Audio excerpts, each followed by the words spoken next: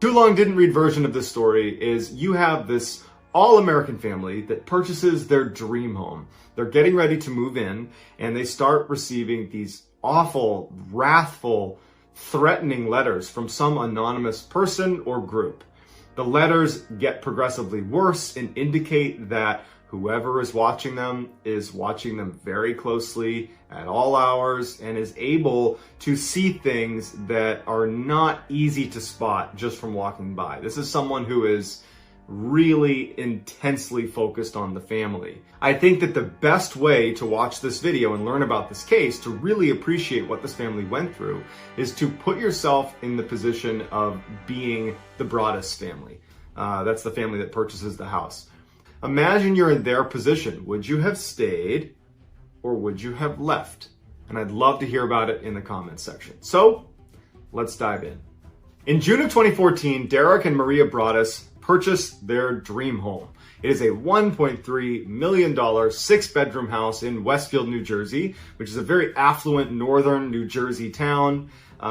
So the house they purchased was on Boulevard, that's the street name, and Boulevard within Westfield is, at the time, was like the street. If you lived on Boulevard, you had made it.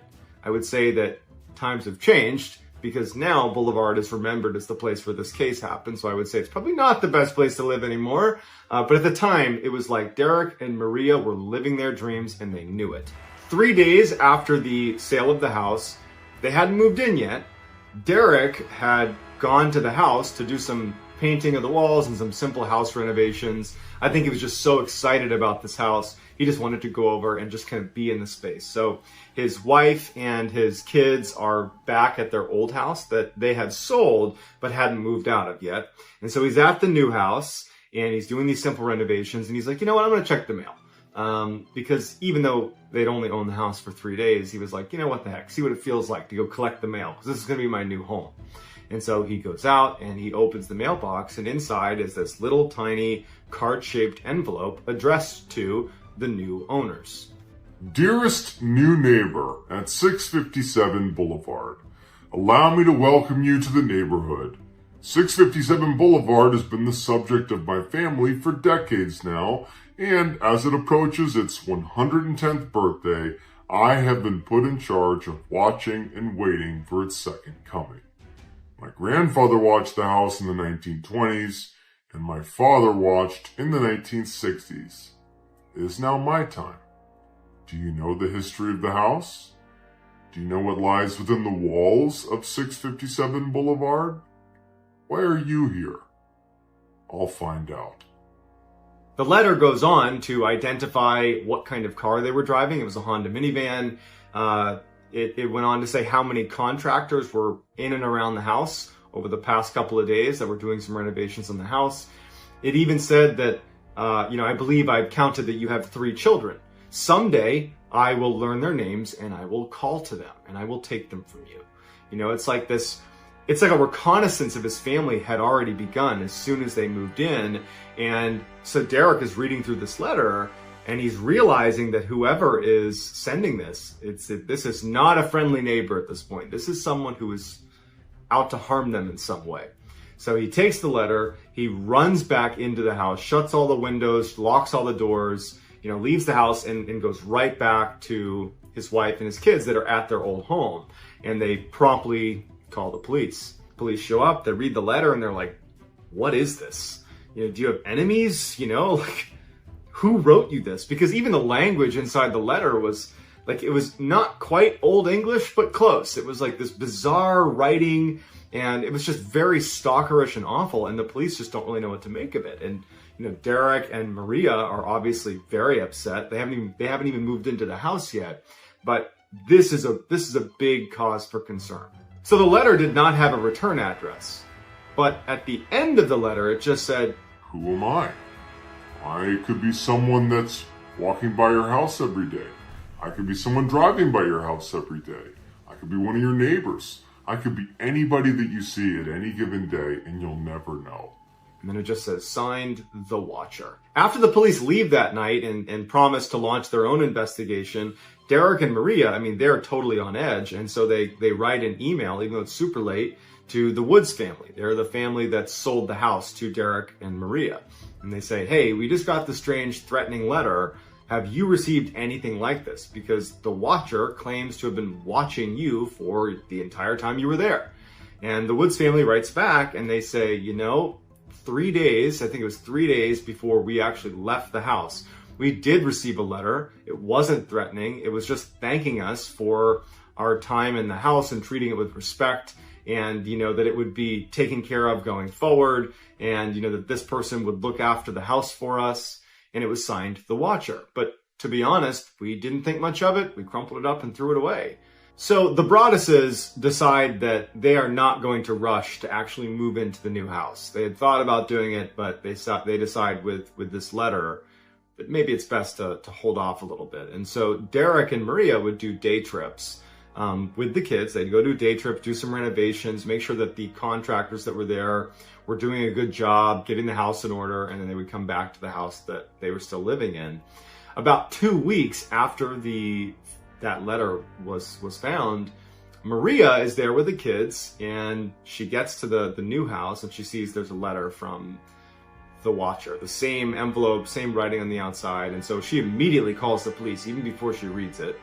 She opens it up and it says, "Welcome again to your new home at 657 Boulevard. The workers have been busy and I have been watching you unload carfuls of your personal belongings. The dumpster is a nice touch. Have they found what's in the walls yet? In time, they will." The Watcher goes on to identify each of their kids by nickname and by birth order, which implies that whoever this was close enough to Maria or to Derek when they were speaking directly to their kids using their nicknames that they overheard.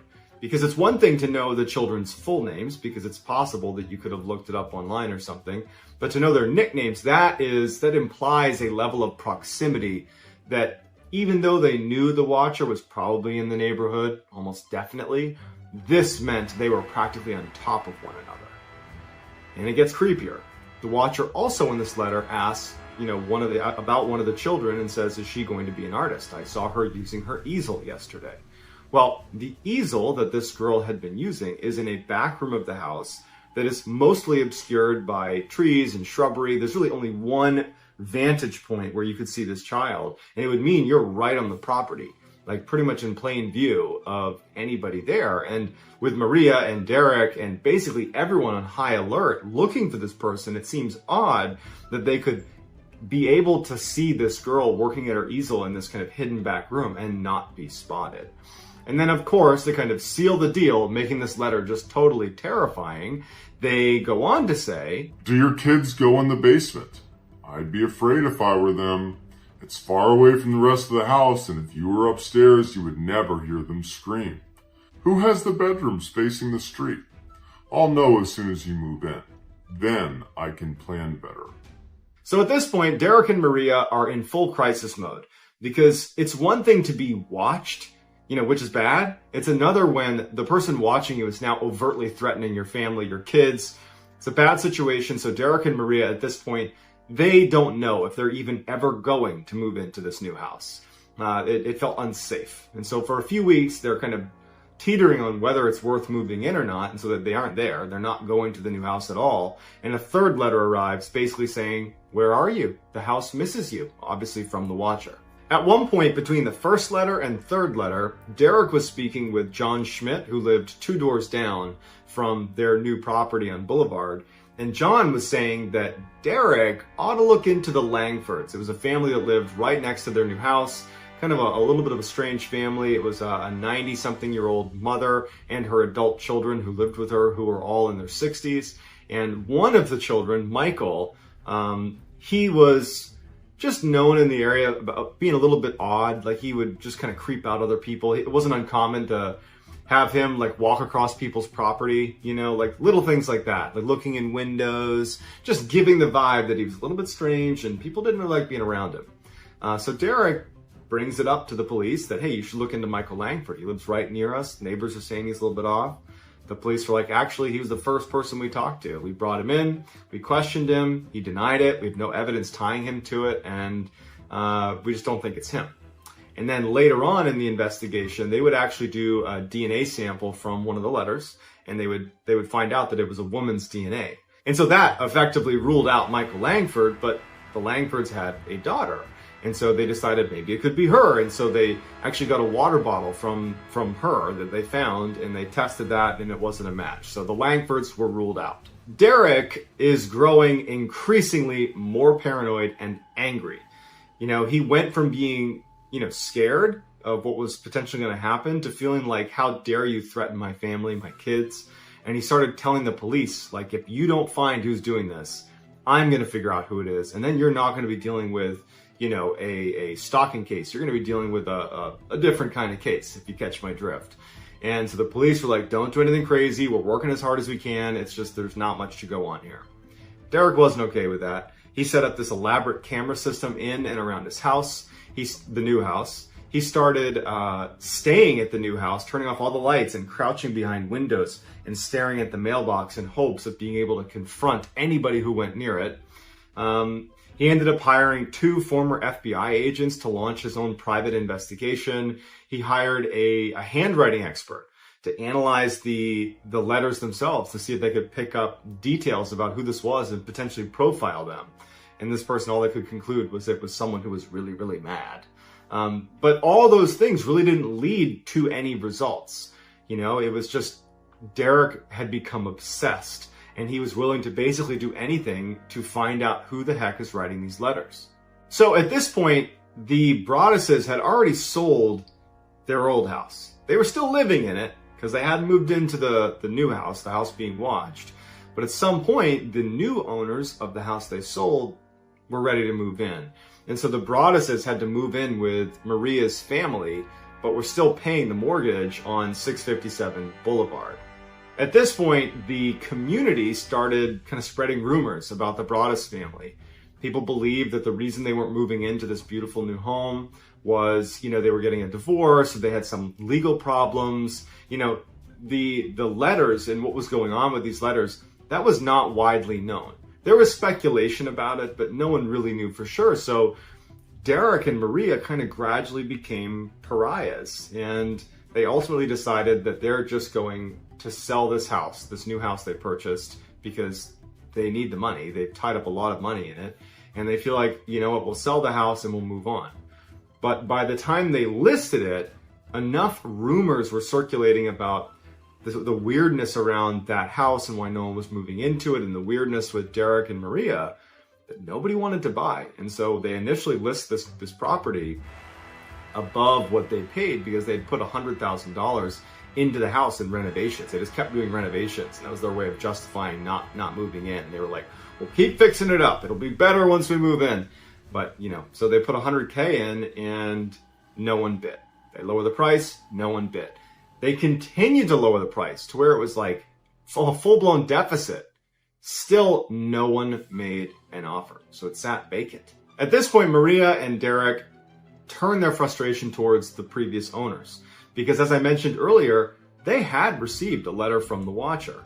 Granted, it was, at the very end of their stay in this house, but it was before they gave over the keys to the Broaddus family. And Derek and Maria felt like the fact that they got an anonymous letter that was literally signed The Watcher, that name alone was kind of ominous enough that they felt like the Woods family should have disclosed that to the Broaddus family before they moved in. And so they filed a legal complaint against the Woods family, basically saying that you held information that potentially would have kept us from moving in and not having this problem. Well, Derek and Maria were assured by their legal team that at most, a small legal newswire might pick up this lawsuit, and that would be it. But the story, it got picked up by a number of outlets. The fact that they were filing a complaint against the previous owners over basically a stalker. And all of a sudden, they were all over the news. The Broaddus family had over 300 media requests. There were TV stations and news stations camped out on the front lawn. Everybody wanted to know what's going on with this bizarre, watcher. It became this huge thing. And so for Derek and Maria and their family, they had to vacate Westfield because it was basically not only unsafe because they were being watched by this phantom menace, but now they couldn't escape the media pressure and all the speculation from their nosy neighbors. It was just a total train wreck. Finally, the Broaddus family got some good news, literally years after this first letter is sent and they tied up all their money in this new house. A family agrees to rent the house. Now, this is going to be at a loss for the Broaddus family. The rent money will not even cover the mortgage. But to them, who've just been sitting on this worthless property that's just been, eating away at their finances, this was a huge win. The Broaddus family, they put into the contract with this new family that, hey, you know what's going on here with the watcher. If you get another letter, you're able to renege on this contract. And so the new family moves in, and 2 weeks into being there, what do you think happens? Another letter shows up. You wonder who the watcher is. Turn around, idiots. Maybe you even spoke to me, one of the so-called neighbors who has no idea who the watcher could be. Or maybe you do know and are too scared to tell anyone. My soldiers of the boulevard followed my orders to a T. They carried out their mission and they saved the soul of 657 Boulevard with my orders. All hail the watcher. The renter was also mentioned in this letter and was definitely spooked. But they decide that they're still willing to stick around because they knew going in this could happen. They just asked that the Broaddus family install even more cameras. And so they did that. They installed more cameras and they decided to stay. Derek and Maria are obviously disheartened, but at the same time, now they have more evidence against the watcher. And so they take this new letter, they bring it to the police. And unfortunately, much like the other few letters they'd received, there was nothing much to go on, except that you have this person claiming to watch them, but no hard evidence to tie it to anybody. So once again, they got nowhere. After renting this house out for a while to this family at a deficit, the Broaddus family in 2019 finally decide to just sell the house at a $400,000 deficit. It was just a huge nightmare, and at this point they were willing to pay $400,000 to get rid of it. Before they sold it, they received one more letter, and this is what it said. You are despised by the house, and the watcher won. Despite the investigation by police and the unofficial investigation by Derek's private investigators, we are not anywhere closer to figuring out who the watcher is, or what's hidden in the walls. It's all still a huge mystery. Many people have speculated that the Broaddus family, that Derek specifically, was probably the person who wrote the letters, because in fact, he would later admit that he wrote a number of anonymous letters to people in the community that had been bad-mouthing he and his family. But he said it was purely out of frustration. I wanted to scare them and make them, feel what it was like to have the watcher watching them. But he said, this whole situation has really devastated them financially and emotionally, and, kind of ruined their ability to stay in the town that they loved so much. So it just, the angle that he stood to benefit from this, it's not a very good theory, in my opinion. In addition, recently Netflix bought the rights to their story. But if Derek and his family had said, what we're going to do is we're going to set up this elaborate mystery around ourselves for years in order to secure movie rights, you'd be putting your kids through something so traumatic. And so the idea of having your kids have to live with the fear of being attacked and getting bullied at school because, everybody talks in these communities, that seems far-fetched too. It remains to be seen who the watcher is, but to this day, it remains a mystery. So today we're going to be covering the disappearance of Lars Matank. So this particular case is not new. It's been covered a ton on YouTube, on Reddit. I mean, it's everywhere. But the reason it's so popular, or I should say it's drawing so much interest, is because there's this fascinating video that goes with the case. Basically, Lars, who disappears, we see his final moments on a closed-circuit TV camera at an airport. And there's multiple camera angles. It's right in front of you. It's not hard to see what he's doing. There's multiple witnesses. There's so much information around kind of what led up to this, from doctors, from, his friends. And then there's this video. Like, there's just so much information, and no one knows what happened or where he is. So let's dive in. On June 30th, 2014, Lars Matank and 4 of his friends, these guys are all in their 20s, they left northern Germany, where they were all from. They lived, they worked there, and made their way to Bulgaria. They were staying at a very popular seaside resort called the Golden Sands, and they were just going to have a nice vacation, a nice week-long vacation. They get there, they check into their hotel, and promptly begin to relax. And everything is going great. They're, going to the clubs, they're going to the beach, they're eating good food. I mean, it's going the way they had hoped it would go until the end of the trip. So on one of the last days of their trip, July 6th, Lars is at a local bar, and they're watching a soccer game. And something happens where Lars basically voices his interest in one team, and the locals that were in the bar, they were supporting the other team. And so they start, arguing, but it escalates really quickly. It turned into a full-blown thing. His friends come in, they pull him out. There was no physical violence in the bar. It was just an altercation that could have gone to blows, but it didn't. Later that night, Lars and his friends, they're getting ready to shut it down for the night, and they go to a McDonald's. And so Lars doesn't want to go in, so he stays outside, and his 4 friends go in to get some food.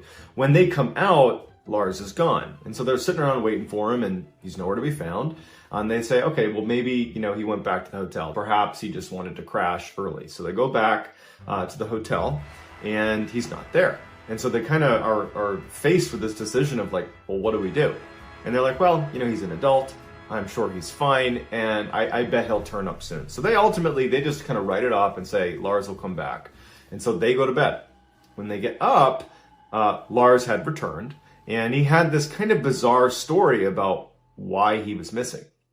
He said that this group of men who he thought were either Russian or locals, so Bulgarians, had attacked him, and he was convinced that they had been sent after him by the people he had been fighting with in the bar over that soccer game, that they had kind of ordered a hit on Lars. And that was his whole story. And so, his friends are looking at him and they're like, why did you leave? If you had been fighting with them, wouldn't it have occurred right outside the McDonald's and we would have come out and found you? You had to have gone somewhere for this to happen, or they had to entice you to go somewhere to leave the McDonald's.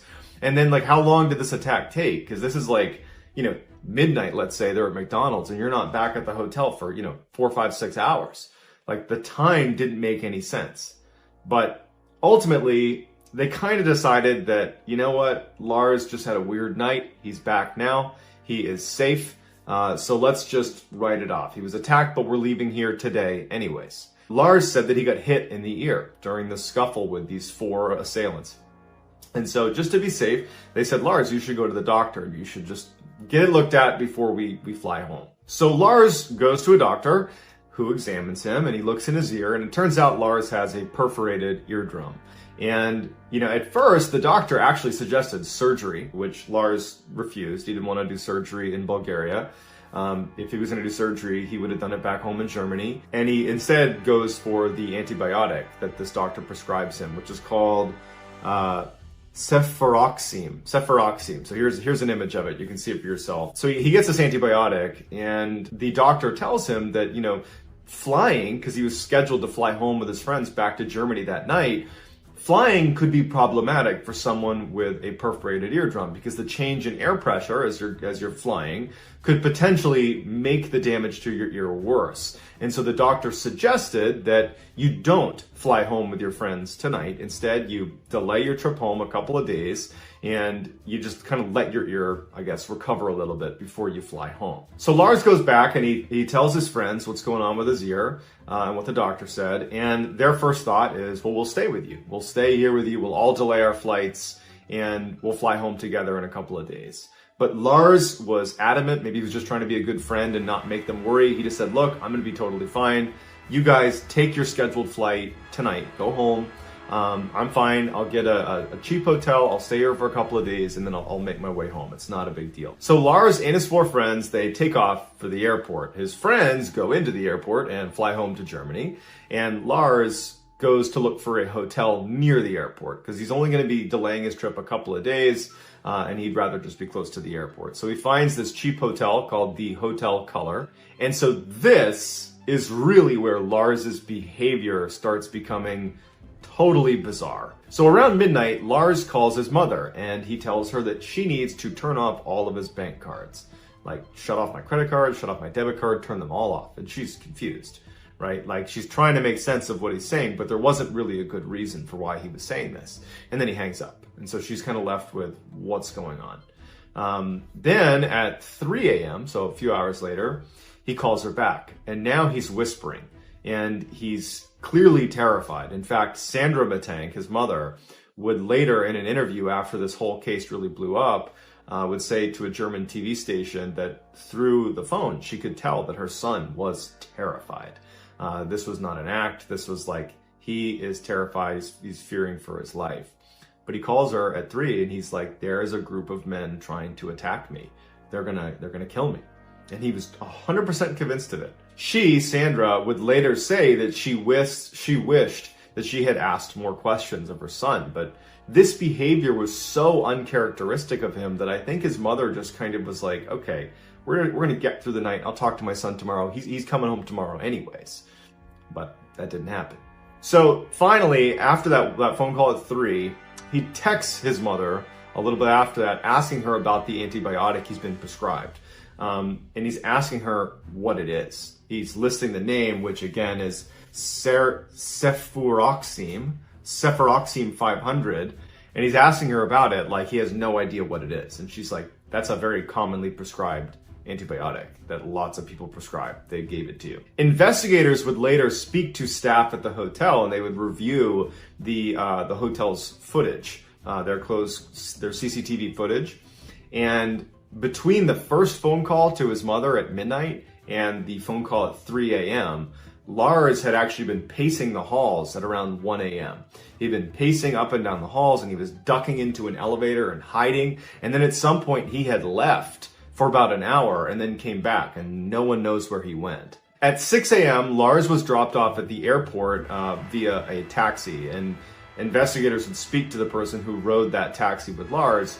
And they would say that he seemed a bit off. They said that his pupils were very dilated. He gets to the airport and he texts his mother that he's arrived at the terminal. At this point, his mother confirmed that his flight had been booked, and she suggested to him that he should go talk to the airport doctor and just get his ear looked at one more time before he flies home. And I think on some levels, she just wanted a health professional to see her son, just because the behavior he had shown over the past, 12 hours was just totally out of character. The CCTV cameras capture Lars walking into the airport, seeing this doctor, and then I'll get into what actually happens. So on camera, and you're going to see it in a minute, Lars goes into the airport. So his mother's told him that he needs to go see a doctor, and he does that. He walks over to where the doctor is, and he goes inside. Everything seems totally normal. That doctor would say that he was pleasant, but as he was being examined,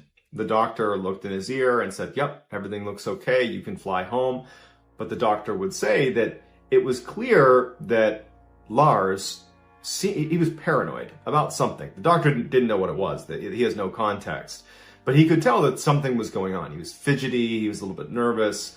And then when a construction worker came into the to the doctor's office, he had on a construction, bright, reflective vest. They were doing some renovations inside of the airport, so this is fairly normal. And apparently this construction worker, was actually working on the doctor's office, and he stepped in to maybe ask a quick question. Lars sees this construction worker, and this is actually, I think this is off camera. You see that he's in the office, but you don't see this interaction. And something happens where, this guy triggers a full-fledged flight response, where Lars drops everything he has, leaves his luggage, and starts yelling, "I don't want to die, I don't want to die," and sprints out of the airport. This is all on camera. You're going to see it in a second. And he leaves the airport. He's just kind of looking around. He doesn't really know what he's doing, and he kind of jogs his way across the parking lot, and he gets to a big barbed wire fence, instantly scales it. The barbed wires don't seem to affect him, and he disappears into the woods, never to be seen again.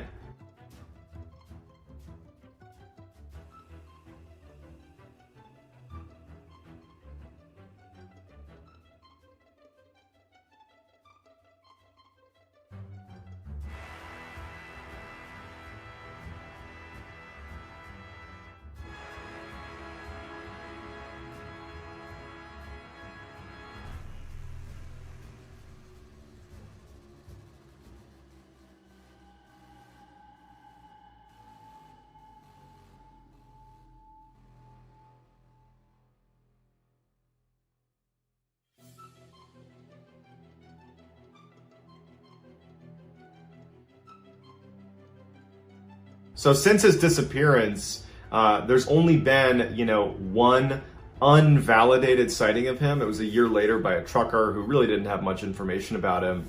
He just said that he picked up a guy that was like barefoot walking on the road, who later on, this truck driver would look at the news or something and would say, oh, that looks like Lars Mittank. But that's unconfirmed. Other than that, we have no idea what happened to him. A couple theories about what might have happened. The first one is that perhaps there was a side effect of this antibiotic that he was given by this doctor in Bulgaria. But there's a couple huge issues with this. The first one being Lars never filled his prescription. The doctor, when he went to the airport, was able to see his records, and he had not filled it. So he didn't have the antibiotic. But even if he had, this is one of the most commonly prescribed antibiotics that, the percentage of people that have any sort of side effect it's like less than 1%. So it's possible, but he never filled his prescription. So that seems like that's kind of out the window.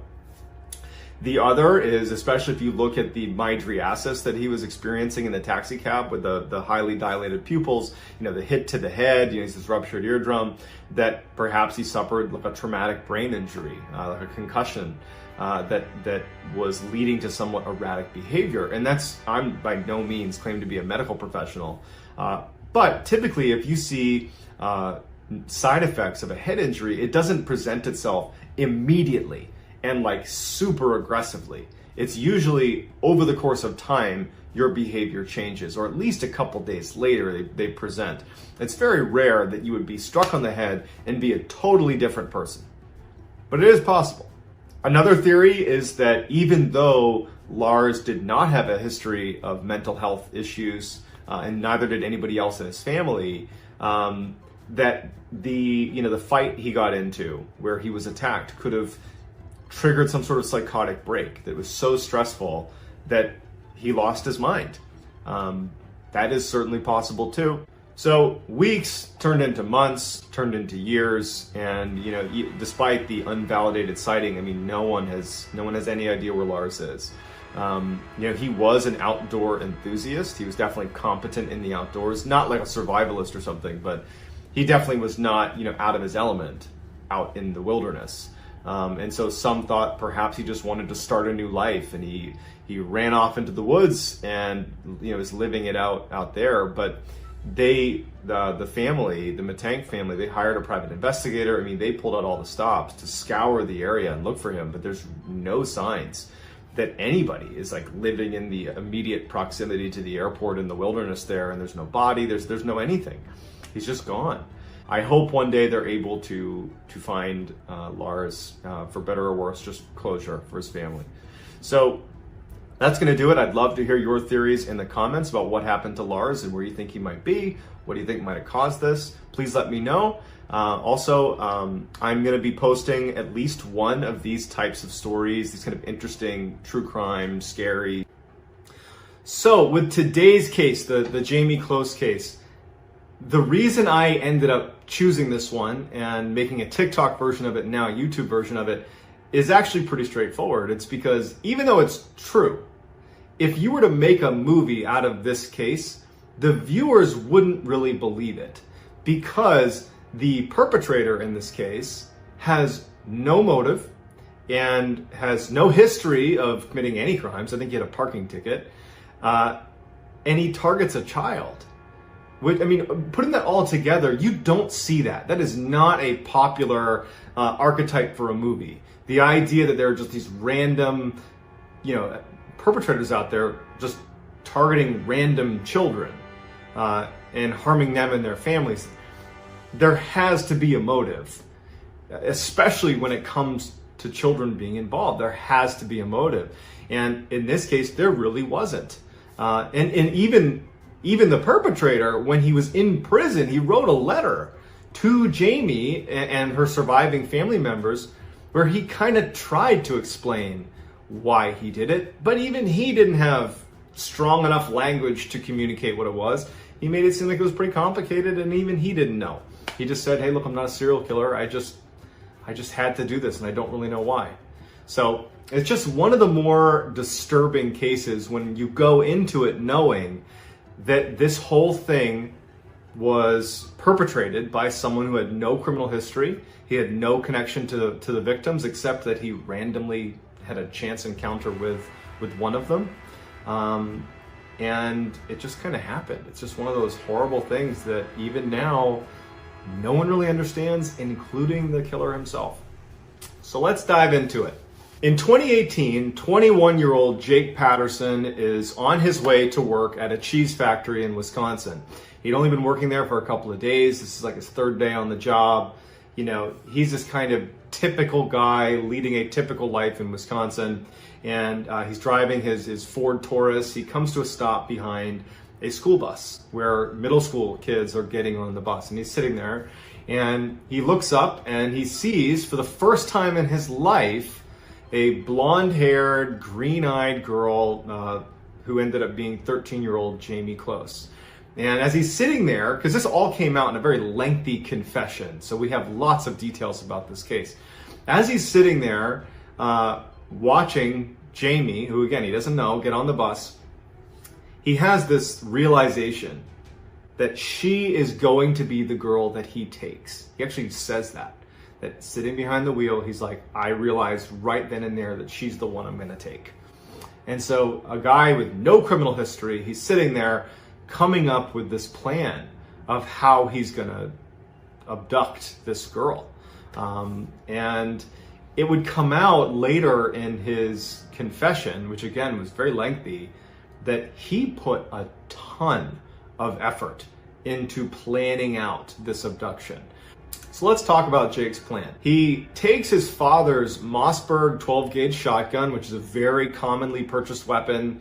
He assumed that because it is, so widely purchased, it would be hard to track. Okay, so he takes his gun, takes a couple slugs, so he's got his weapon. Then he goes and purchases a balaclava, so a mask, a whole head mask from Walmart. He shaves his head, shaves his beard so that there wouldn't be any hairs, for forensic evidence at the crime scene. This is all so premeditated. He went out and purchased gloves and wiped his gloves all so they wouldn't have prints on them. He purchased steel-toed boots and dark jeans and a dark jacket. In the car he was going to use, because he plans on abducting Jamie, and he knew he was going to be keeping her in the trunk. He cut the cord inside of his vehicle. It was when you press this button inside the car, it would open the trunk. Basically, he didn't want any access to the trunk unless you had the key. So he cuts that cord. He disconnected the dome light inside of his Taurus, his Ford Taurus, to try to better conceal him when he's in the car. I mean, this guy, he's really thinking hard about how he's going to do this. He knew he was going to go in that house, he's going to take Jamie, and he had his big plan, right? 2 separate times, Jake tried, unsuccessfully, to abduct Jamie. He drove to their house the first time, and there were cars in the driveway, so he got spooked and he leaves. He comes back and he's about to drive up the driveway when lights come on, so he leaves again. But on October 15th, 2018, unfortunately, he was successful. It was around midnight when Jake Patterson rolls into the Close family's driveway. The lights in his car are off, the headlights are off, and he rolls into the driveway. And inside of this very modest home, Jamie was sleeping with her dog, Molly. And Molly hears the car pull into the driveway and starts barking. Wakes up Jamie. Jamie looks out, she sees a car she doesn't recognize, it's the middle of the night, and she runs to her parents' room and she alerts her parents. Jamie's father, James, he goes to the front door with a flashlight. Meanwhile, Denise, that's Jamie's mother, and Jamie retreat into the bathroom where they shut the door. They sense that this was potentially going to be a home invasion, and certainly they were right. So they actually barricade the door with a dresser that was in there, and they get in the tub and they shut the curtains. And so James is at the front door and he watches Jake Patterson get out of his car, calmly walk up the steps to the front door. And at this time, James is thinking that perhaps this is the police. And so when Jake arrives at the door and starts banging on the door, James shines his light out through the window, kind of gets a peek at him, then moves over to the door itself where there's this little tiny window on the door. And he looks through, shining the light, and he says, "Show me your badge." And unfortunately, it was at the same time that Jake raises his shotgun and pulls the trigger, shoots right through the glass, hits James, and James dies immediately. Back in the bathroom, Jamie would later say that when she heard that shotgun blast, that she knew that her father was dead. And I think Denise, her mother, knew that as well, because immediately Denise picks up her phone and calls 911 as she's talking to the dispatcher, who said that there were no police in the area. So further confirming that this was definitely not the police, because they didn't see that interaction at the door, they just heard it. Jake at the front door is trying to bust in the door. He can't do it, so he takes his shotgun, ejects a spent round, and then puts a slug through the doorknob, making it come wide open. He pushes it open, steps over the body of James, and begins to search the house. The house is empty, every door is open except one, and it's the bathroom door where Denise and Jamie are hiding in the bathroom.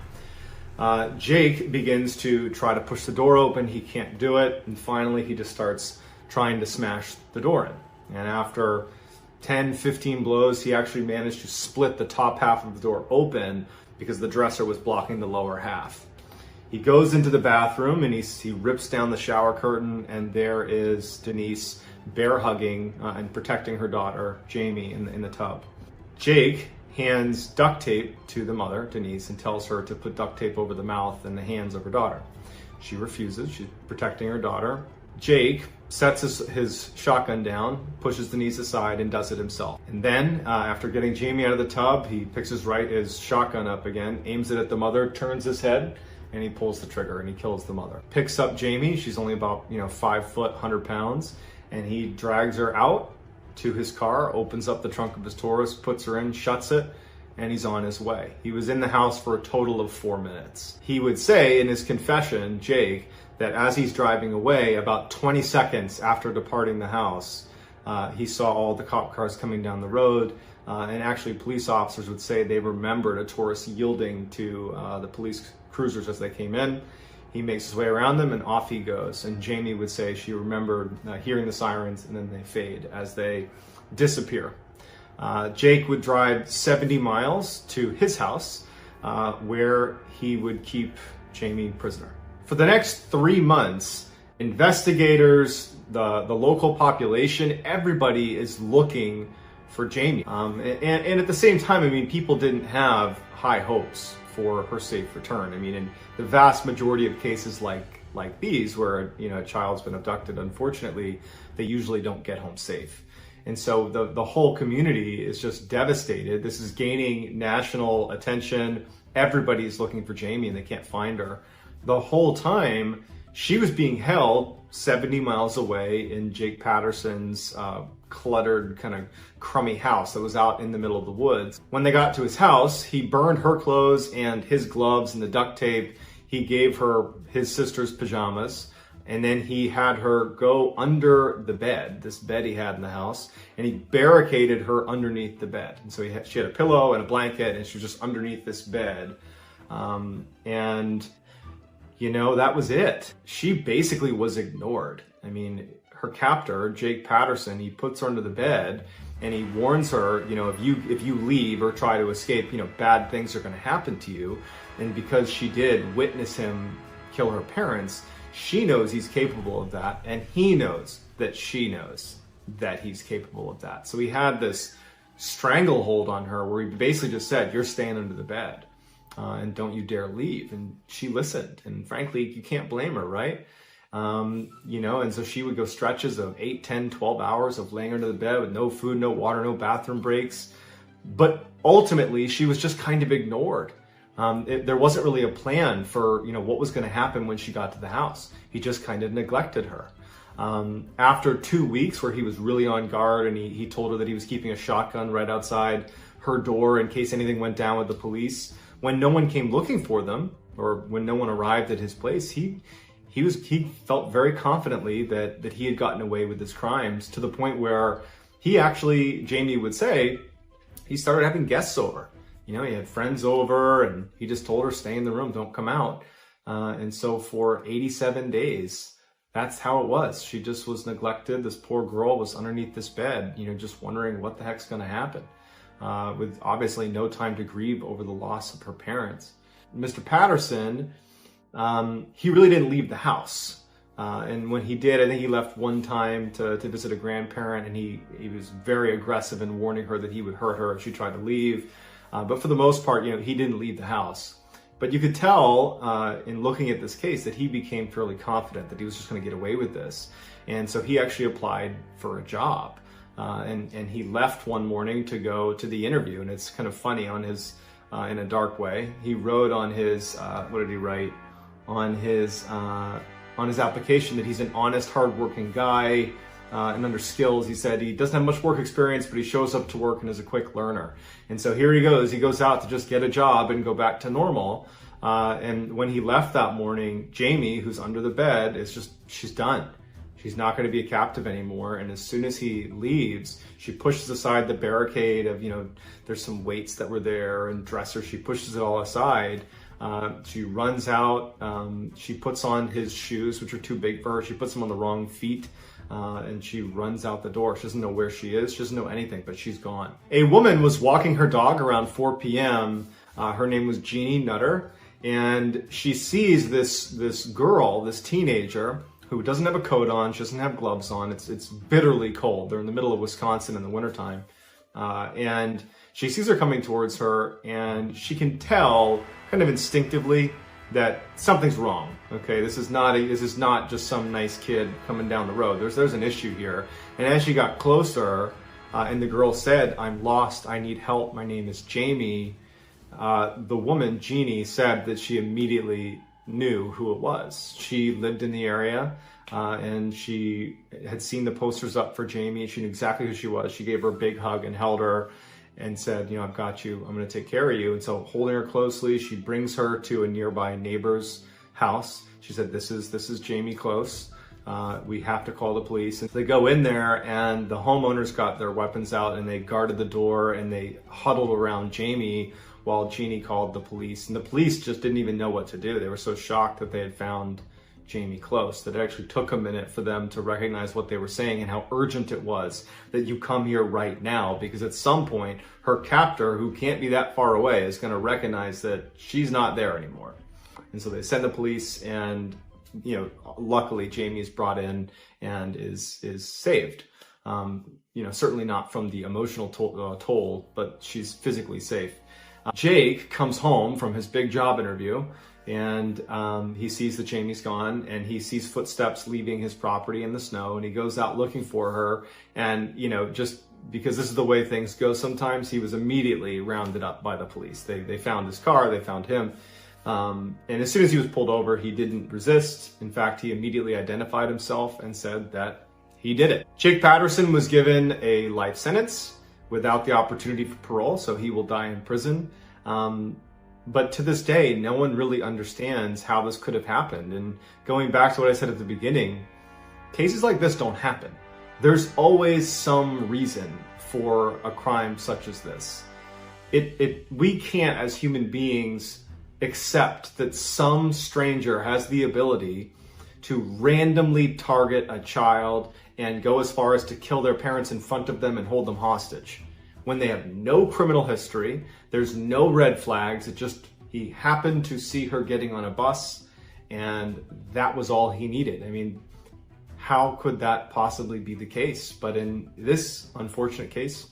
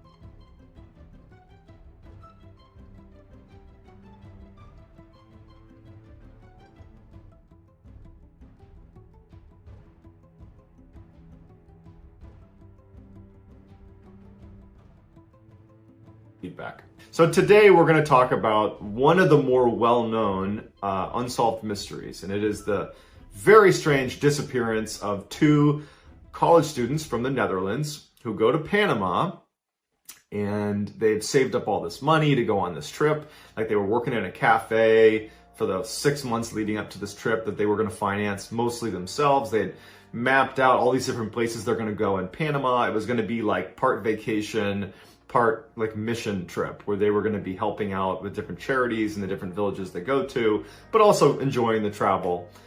These girls were very close. They were highly intelligent. They were just wonderful, smart people, and they were really excited about this trip. And they go to Panama, and the first couple weeks go without incident. And at some point, things take a very significant turn for the worst. And so let's dive in. On March 15th, 2014, Chris Kremers and Lisanne Froon, who were both Dutch college students, head to Panama for a 6-week-long part vacation, part charitable giving trip. They had mapped out these 6 weeks really diligently. They planned to do lots of traveling and exploring, and then also they were going to be working with different charities along the way as they went all over Panama. And they were really excited about it. They had even worked for the 6 months leading up to this trip at a cafe to raise additional money for this trip. So March 15th, they arrive in Panama. The first 2 weeks they're there go beautifully. They do some traveling, they're working with different charities, and everything's going to plan. And then by the second week, they arrive in a little town called Boquete, and they stay at this hostel. So that's like a group living situation. It's pretty common amongst travelers all over the world, where to save money, you'll crash at these almost like dorms, where other travelers and people will stay in the same room as you. 2 weeks in, they're in Boquete, and they're living in this hostel. So on April 1st, they're in Boquete, and they want to go on this fairly significant hike, which is going to be around this massive volcano called the Baru volcano. Up near, I guess, the summit of the volcano, there was this amazing overlook where if you climbed up to it, you could get a beautiful 360-degree view of the entire area. Froon and Kremers decide they want to go hike up to that overlook. They were experienced hikers, but realistically, I don't think they were taking this hike particularly seriously. It was a hike that was traditionally a guided hike, meaning usually you went and did this with a local who could make sure you didn't leave the path or, fall where you didn't know there was a cliff or something. They opt to do this on their own. So they head out, and they bring the hostel owner had a dog, and they decide to bring that dog along with them. It was a very friendly dog. So Kremers, Froon, and the dog head off for this hike up this volcano. They had a digital camera with them, in addition to water, and they had their phones and all the different kind of basic supplies. They had a camera, and so this is important because they take a bunch of pictures as they begin this journey. So that night, the dog returns to the hostel, but the girls aren't with the dog, and so this alerts the owners of the hostel. But they search the area, like I guess the immediate area, for the girls. They can't find them, and they decide, we'll just wait until the morning and see if they turn up. The next morning, they don't turn up. Additionally, the parents of the girls, they were used to getting very regular text messages from these girls to kind of let them know that everything was okay, and the text messages stopped. And so that alerted the parents as well by the second day after they've gone missing. And so authorities are alerted. Search crews were organized on foot for the first day. So April 2nd, there are search crews all over the place looking for these girls. Can't find anything. The next day, they set up aerial search teams. They're scouring the jungle looking for signs of these girls. No sign of them. The search continues, and then on April 6th, the parents of Kremers and Froon, they arrive in Panama. They immediately offer a $30,000 reward for any information about their daughters, which is a ton of money in Panama. It's roughly equivalent to about $500,000 in a developed country. I mean, with 30,000 US dollars in Panama, I mean, you could buy land, you could buy a house, you could start a business. I mean, this is big money. And considering many people, especially in that area, were day laborers that were working for like less than $10 a day. I mean, you would think that that type of reward for just information about these girls would incite hundreds of people to just on their own go looking for these girls. And if you consider too that, I mean, this is a small town. I mean, news travels fast. You know, this is the area they probably grew up in. They know the area really well. The idea that with an amazing incentive, the financial incentive, and just the fact that they know this area really, really well, it was odd that nothing was turning up. There were no leads coming in. 3 months go by and there is not a sign of these girls anywhere. They have vanished. There's no leads. Nothing's been found. Obviously at this point, the family and investigators are at this point have pretty much accepted that they're probably deceased at this point, but they're looking for them. They want to know what happened. And a local woman finds Froon's backpack, her blue backpack, 5 miles away from where the girls were supposedly hiking, or where they had intended to hike. Navigating a jungle is exceptionally difficult. Even with the right equipment, even knowing what you're doing, the travel is so slow.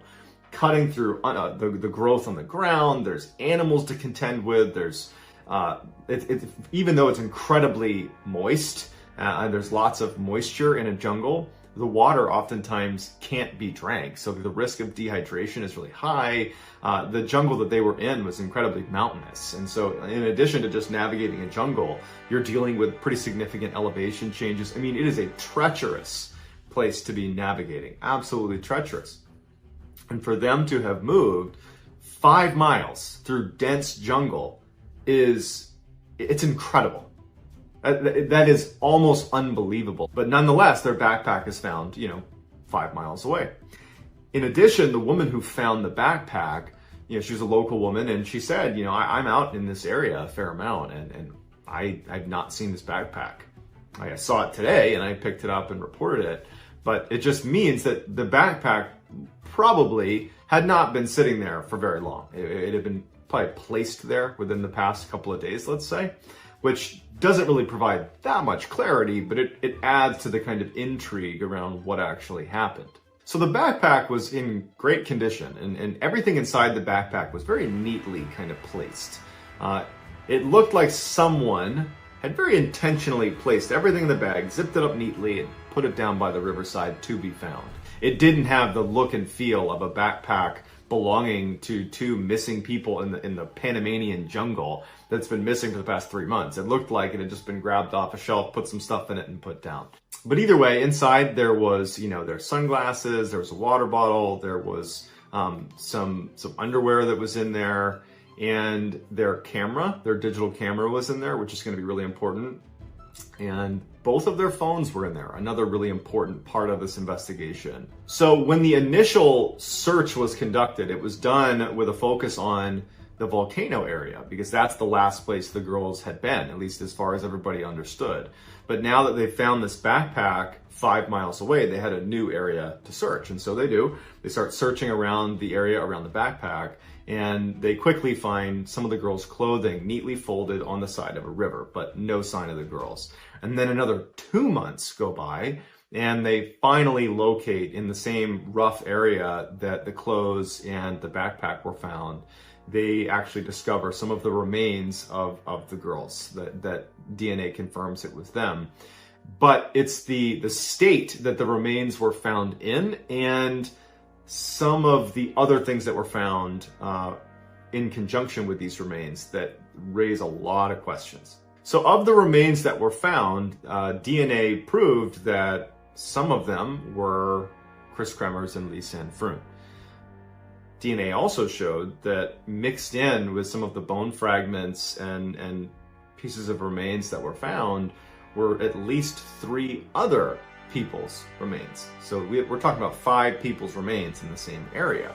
Also, interestingly, scientists were able to look at the bones, and there were no scratches on the bones.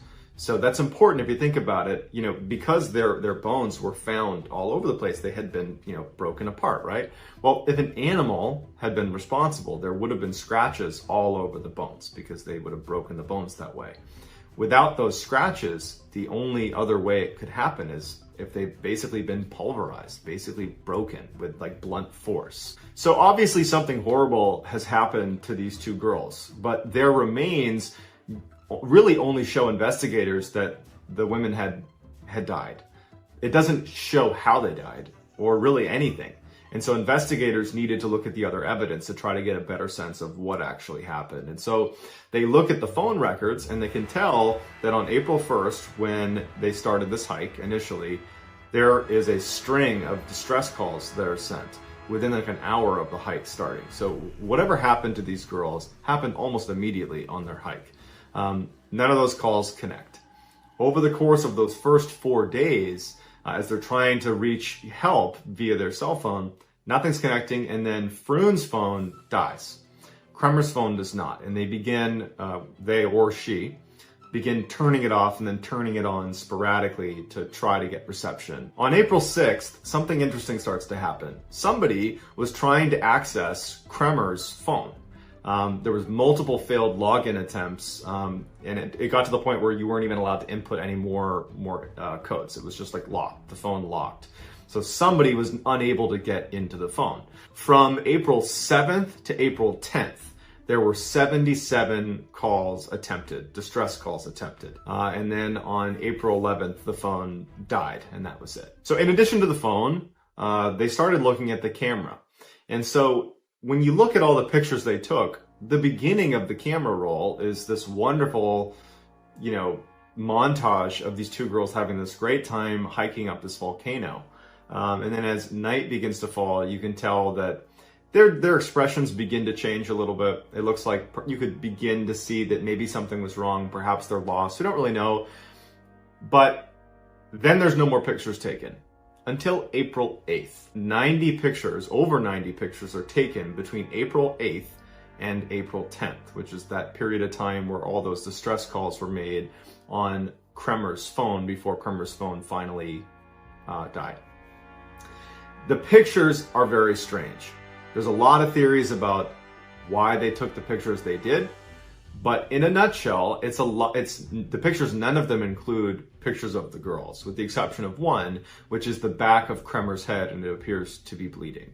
The rest are shots of the landscape, and they're all taken in total darkness. So they're in the middle of the jungle in total darkness, taking these pictures. There was one picture that looked like whatever gear they had been kind of lined up on a rock, and someone had taken a picture of it. There were pictures of candy wrappers, and there also was a picture that was like looking down into a ravine that perhaps was a picture of one of the girls down in the ravine. So it's unclear who's taking the pictures. It could be the girls, could be one of the girls, could be a third party, we don't know. And then there's a ton of speculation about one picture in particular. So picture 509, as it's been dubbed, because that was the number on the camera roll, was deleted from the camera. Now, that in and of itself is not particularly strange. It's not crazy to think that these girls might have deleted a picture, right? I mean, maybe they accidentally snapshot something and they just deleted it. But it was permanently deleted, right? So if you hit delete on a digital camera, it's deleted. But a professional with the right software could reconstruct that image if they plugged it into a computer. Now, in order to permanently remove it from your camera, the girls would have had to connect it to a laptop, to a computer, and wipe it that way. They didn't have access to a computer. So at most, they might have hit delete, but it still would have had that kind of archived, almost ghost image that a professional investigator could have reconstructed. But when they went to do that with this deleted image, it was wiped for good. So someone had managed to professionally wipe one picture, and it was the last picture on the camera roll. So the pervading theory here is that these girls got lost and fell to their death. But to me, that's totally unsatisfactory. I believe they were murdered, and I think it's because there's just too many things indicating that foul play was involved. How did they go 5 miles across incredibly rugged terrain that even amongst Navy SEALs, that would be a very difficult distance to cover, even with all the right equipment? How did they, without the right equipment, not knowing the area, without a guide, without even flashlights, how did they do that? And then let's just assume they managed to go the 5 miles, okay? They fall to their death. Why are their remains, 1, incomplete, and 2, scattered and mixed in with other people's remains? Why were Kremer's bones bleached?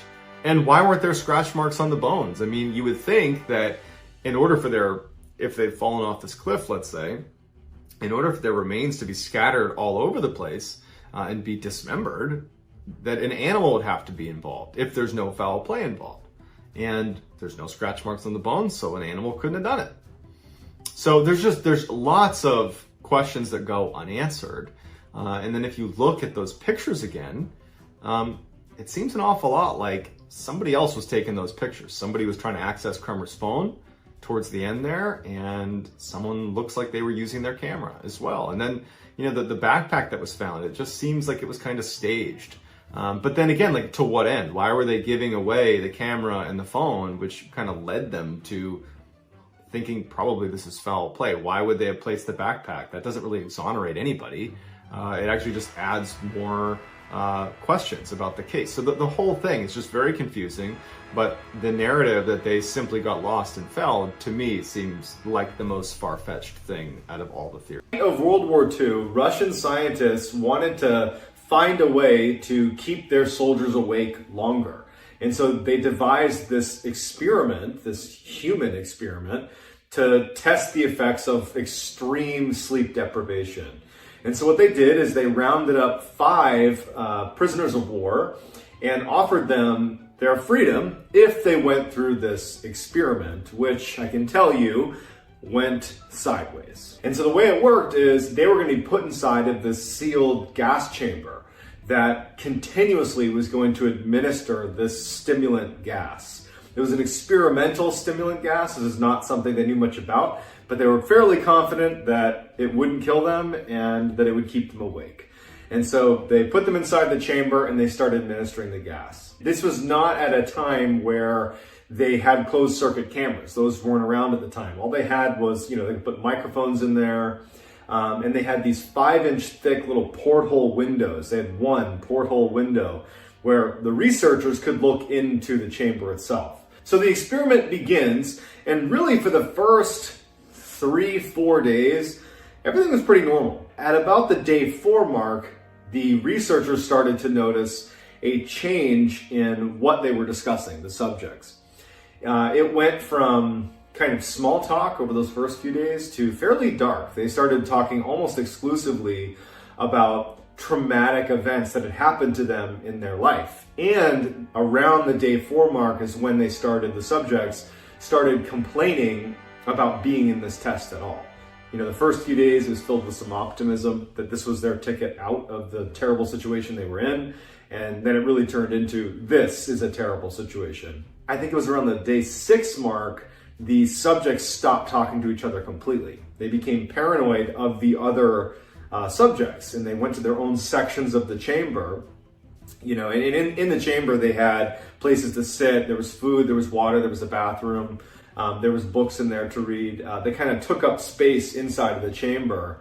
They began to believe that they could kind of like sell out their comrades in exchange for getting out of this experiment. So they would, one by one come up to the porthole or go over to one of the microphones that was obviously placed inside the chamber and start whispering these kind of imagined defenses of the other subjects to try to get them in trouble in exchange for being released from this experiment, which, that didn't do anything.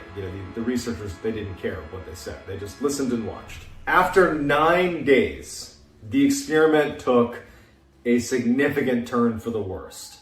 It was the morning of I think it was the 10th day, where the screaming began. One of the test subjects began screaming. And at this point, everybody is totally segregated. They're not talking to each other. They're muttering and whispering. And one of them just starts screaming. And so for 3 hours, they watch him scream at the top of his lungs and run back and forth across this little chamber until he stopped screaming, but he's still running. And they could kind of pick up on the microphone that he was still making sound, but it was like these little squeaks. It turned out that he had physically torn his vocal cords from screaming incessantly. the other subjects didn't react to the screaming at all. It was like it wasn't happening, but they're in this confined space, right? It's like so loud in there. And all that happened is, as he's screaming, the other subjects began ripping out pages of the book, soaking them, and then pushing them up against the porthole glass, obscuring the view. So by the time the subject who had torn his vocal cords stopped, well, by the time he tore his vocal cords and it went quiet, the researchers couldn't actually see into the chamber anymore. And once the guy had torn his vocal cords, there was no more sound in the room. So their view was obscured, and now it's gone silent. After 3 days of talking about what they're going to do, of complete silence in the room. Like, they can't see in, it's silent. They're monitoring the oxygen levels in the room, and based on oxygen consumption in the room, apparently they could tell that there were people in there, probably at least 4 or 5, that were breathing oxygen because it was being consumed. So they believed they were alive, but after 3 days of silence, which really didn't make any sense, they determined that, well, either our microphones are broken, and that's a problem, or there's something wrong with the subjects themselves. So they decide that they're going to use the intercom to reach out to the subjects and basically tell them that they're gonna come into the room. Like, hey, we're going to test the microphones. We're going to be coming into the chamber. You need to lay on the ground and not interact with us. If you comply, we will offer one of you immediate release and freedom. So there's silence. After they use the intercom, they decide to do that. They talk through the intercom, and one of the subjects, now to this point again, for 3 days it's been silent. And one of the subjects, clear as can be, talks into the microphone and just says, "We no longer want to be freed." And so the researchers were like, okay, I guess they're alive and our microphones work, so they don't go in. They stay out of the chamber. Silence continues all the way up until the 15th day because, the window's still obscured. The subjects are not speaking, they're not muttering, they're not whispering, it's just silence. And on the 15th day, at midnight on the 15th day, they decide that the experiment was over. And so what they did is they flushed the room of the stimulant that had been continuously pouring into the room. They turned that off, and they replaced it with fresh air. And that's when they started hearing the screaming from the subjects inside of the chamber. They were begging them, the researchers, to turn the gas back on, pleading with them, like begging, please turn it back on, as if they were dying. And then they opened the chamber, and now they're laying eyes on the chamber for the first time since like the 10th day. So it's been like 5 days. And they're seeing the chamber with their own eyes for the first time. And it's straight out of a horror scene. 4 of the 5 subjects were still alive. The 5th subject, who had perished at some point, there was chunks of flesh that had been taken off of his chest and his leg and had been jammed into the drain in the center of the room. And they had turned on the water in the bathroom and had flooded the room. There was almost 4 inches of water on the ground, like murky, stagnant, lots of gross stuff in their water all over the ground. And there's this dead subject. And all 4 of them have also, there's chunks of their own flesh that's been ripped off of their body. And it was later determined that it was self-inflicted, these chunks of meat that had been pulled off of them. And it was not by teeth either, it was by hand. And also they were eating it. So they were ripping off pieces of their body and eating it. The food storage that was down there hadn't been touched in days. It was like they had all completely lost their mind and began eating themselves. These subjects did not want to leave the chamber. They just continued to beg for the gas to be turned back on. And so finally they brought in some soldiers to actually extract the living subjects out of the chamber, but they fought so aggressively to stay there. And in fact, one of the subjects jumped up and bit the neck of one of the soldiers, and he actually bled to death. Also, one of the subjects in the struggle, his spleen ruptured and he bled to death. So now you have 2 casualties just getting them out of the room. They finally get the 3 remaining subjects, living subjects, out of the room, and they heavily restrain them. They bring them to a medical facility because they need to go under surgery because they've had chunks of their own flesh ripped off. They're totally emaciated. And the most injured of the three is immediately brought into surgery, while the other two were just kind of held in a holding room. And they try to give him a sedative in order to prepare him for surgery. This is not the anesthetic. This is just the sedative. And it's like he's immune to it. They give him the sedative, it does nothing. And he's just like resisting them, and he keeps begging to go back under the gas. And then finally they say, okay, well, we're just going to give him the anesthetic now. And when they bring it out, they tell him, we're going to give you an anesthetic and we're going to give you the surgery. He starts viciously fighting back. He does not want the anesthetic. He's pleading for them not to give him the anesthetic, that he must remain awake. He needs to remain awake, put me back under the gas.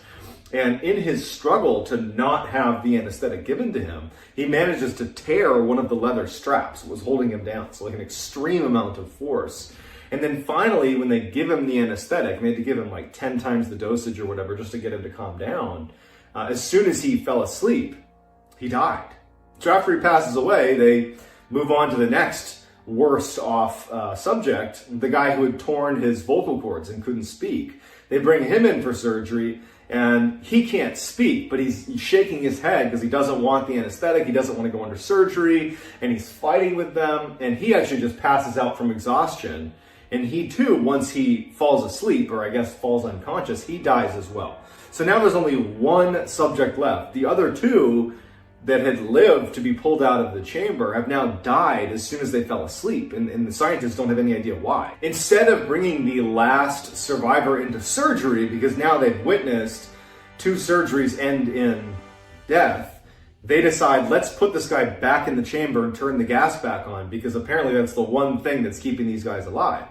And so in preparation for being put back into the chamber, they hooked him up with an EEG that basically measures your brain waves, which I guess they hadn't done to this point in the experiment.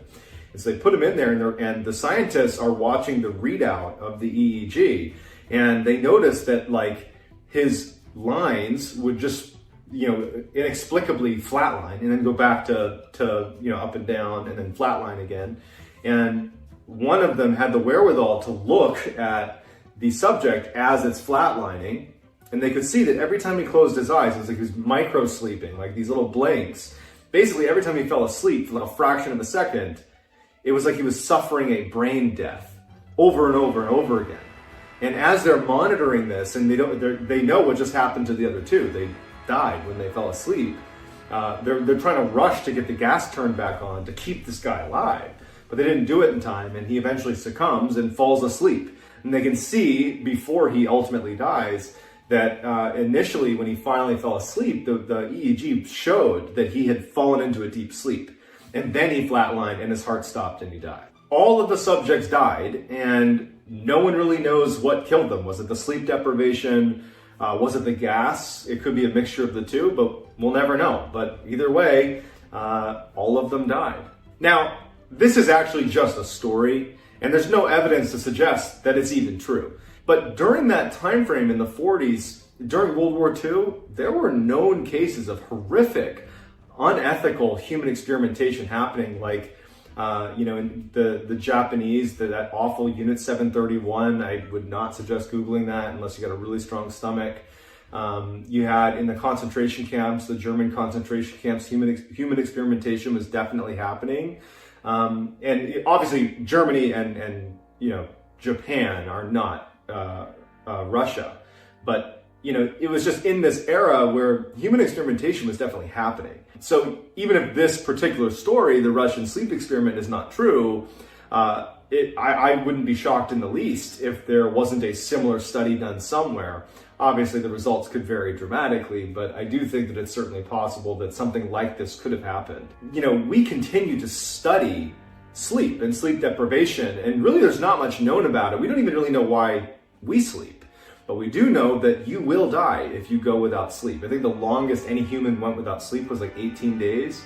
And I can actually speak from my own experience. I was a Navy SEAL for 7 years, and we go through something called Hell Week in initial training, where over a period of 5.5 days, you sleep for a total of 4 hours. Not every night 4 hours, but a grand total of 4 hours. And it's split up into 2 little chunks, 2 hours and 2 hours. And then there's like a 15-minute and 15-minute nap thrown in there too.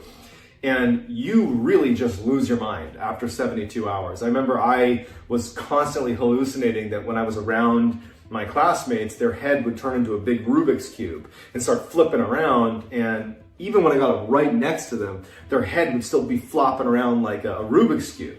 And that's only 72 hours in. I can only imagine what would happen in 15 days. So when I was 16 years old, I was an avid snowboarder. Starting from the time I was like 12 years old, I used to always go snowboarding with the same two guys, my two very close friends, Wolf and Nick. Every winter, me, Nick, and Wolf would go up to Nick's family's cabin that was up in the White Mountains in New Hampshire. Just snowboard, and it was great. Every time we went up to this cabin in New Hampshire, it would be me, Wolf, Nick, and then Nick's mom and dad. Unexpectedly, leading into my 16-year-old winter, Nick's father passed away. We were actually planning on going on a trip to the mountains that winter. And I remember speaking to Wolf and being like, I don't know if it's even appropriate to ask about this trip, because we knew that Nick was very close to his father, and not to mention, like, every time we went on this particular, trip up to the mountains, Nick's dad was always with us, and it just seemed like, how can we possibly now go on this snowboarding trip? Not only is it a low priority item, but just the dynamic is all different now. Nick called us and was like, hey, so we are still going to do the snowboarding trip to the cabin in New Hampshire. And so, Wolf and I, we spoke and we're like, let's just go with it. I mean, maybe they want to do something that is maybe is a fond memory of their father, their husband. And so we agreed to go. So he passes away maybe a few months before we end up going up to the mountains. And so the grief was still definitely there, but also just, again, that the dynamic was it was like the elephant in the room, right? Like, as we're driving up, we drove in the same car, me, Wolf, Nick, and then Nick's mom was driving. It was so apparent that Nick's dad was missing, because he was always in the car with us when we drove up. Anyhow, so we make the trip up to New Hampshire, and we're planning to be up there for 3 days. So the house itself wasn't really a cabin, it was a house, it was a small house. It was on a mountain. And if you think about the way a mountain works, it's a slope. And so in order to have a house level on a mountain, a portion of it needs to be on stilts, right? The portion that's kind of hanging off the mountain. And then the other part of the house is kind of like embedded in the mountain itself. And when you drive up to the house, there's a wraparound porch that goes around the house. The majority of it is on the stilted section of the house, right? So if you're on the wraparound porch, your footsteps are going to echo. Like, you can hear those footsteps because you're above the ground. When you step into the house, you open a door. It actually opens inwardly. There were sleigh bells that were on the door, on the inside of the door. So anytime you open the door, you hear those sleigh bells ringing. And as soon as you step foot into the house, if you took one step into the house, right? So you step on the wraparound porch, you open the door, sleigh bells ring. When you step into the house, your right foot would be in the kitchen. You'd be standing on linoleum. And your left foot would be on shag carpet, which is like the dining room. And that's the way the house is laid out. As soon as you walk in, kitchen on your right, dining room on your left. And if you keep walking, you're going to enter into this living room. And if you turned around in the living room and looked up, you would see a lofted second floor. If you walk into the house, again, your right foot's in the kitchen, your left foot's in the dining room, and you walked as if you were going into that living space, but stopped about halfway across the house, you could look to your right and there'd be one hallway. There's only one hallway. It's a small house. And this hallway is bringing you, call it, into the mountain. If you think about, again, the layout of the house, you have a portion of the house that's sitting in the mountain and a portion of the house that's on stilts. Well, this hallway leads into the section of the house that's in the mountain. And if you go down this hallway and it turns left, it's a short little hallway, it brings you to one room. And that room is where me, Nick, and Wolf would stay every time we went snowboarding at this mountain. That room, if you go into it, it's a corner-fed room. You open the door, and immediately to your right is a bunk bed. I would always sleep on the bottom bunk, and Wolf would sleep on the top bunk. Our feet would be closest to the door. In the center of the room, with the remaining space, because this is not a big room, there was like a queen size bed. It was like a slightly larger bed that sat basically in all of the free space that was left over in the room. It was sitting right in the middle of the room, and that's where Nick would sleep. So basically the room was completely packed with 3 places to sleep and really not much else. There was a very small space between the queen size bed and the bunk bed, so you could walk between those two, but that was about it. So that layout's very important, and you'll see why. We snowboard for the day, we come back to the cabin, and me, Nick, and Wolf decide we're gonna crash super early and get up early and have a full day of riding ahead of us, because we're avid snowboarders. So we go to our room, the one that's kind of, you go down that hallway and you get to the room I just described. We planned on going to bed early, but we were excited, and so we stayed up gaming for a bit. And then maybe around like 11 or 12 o'clock at night, Nick, who again is in the queen size bed, and Wolf was in the top bunk, they ultimately fall asleep. I was still awake, and what struck me, and it always struck me whenever I slept in this room, is when you turn off all the electronics and you're just laying in bed in this house, in particular this room, it is pitch black. There's no windows. You're in the segment of the house that's, in the mountain. It is truly pitch black. Not to mention the house itself, there weren't really any neighbors nearby, because this house, Nick's family had purchased it a while ago when this used to be an active ski resort, the mountain itself that it was on. But it wasn't anymore, and most people that were living there had left and sold their property. But a few people had decided to stay, and so Nick's family was one of them. So they had this cabin on an abandoned ski resort. There was virtually no streetlights, there's virtually no neighbors, and so at night, when you're laying in this room, like I was this night, you're really struck by just how dark and quiet it is. I mean, basically no white noise, silence and pitch black. And so I'm laying there, and one other detail that needs to be brought up before we get into what actually happens. So Nick had 2 much older brothers. They were in their 30s, and we're 16 years old. And we were expecting one of them, we didn't know which, to swing by the house at some point over the next few days. That's what Nick's mom had said. Nick had kind of reiterated it. And I think that Wolf and I understood that, now that Nick's father was gone, that they were just kind of trying to find a way to fill the void that was left from the father passing. And so we were expecting over the course of that weekend for someone, one of the 2 brothers, to come to this house and stay with us for a night or whatever it was. I had never met either of these 2 brothers. I knew they existed, but I had never met them before. But somewhere in the back of my mind, I know that probably one of them's going to show up at some point, maybe tonight, maybe tomorrow, whenever it is. Man, it's giving me goosebumps just thinking about this. So that night, as I'm laying in bed, I'm thinking about how dark and quiet it is. I remember the only light in the room was the digital clock, the little red digital clock, and it was like a beacon in the light. And that doesn't emit much light, but when it's pure darkness, it does. And I just could not fall asleep. I remember I got to a place where I started counting how many hours of sleep I might get if I fell asleep right then and there, which is never a good sign. That means you're not close to sleeping. If you're like, okay, if I fell asleep now, I'll get 3 hours and 22 minutes of sleep, right? Like that's where I was at mentally. At some point, I think it was around 3 a.m, I remember looking at the clock and thinking, wow, it's gotten so late and I'm still awake. I hear footsteps on the wraparound porch.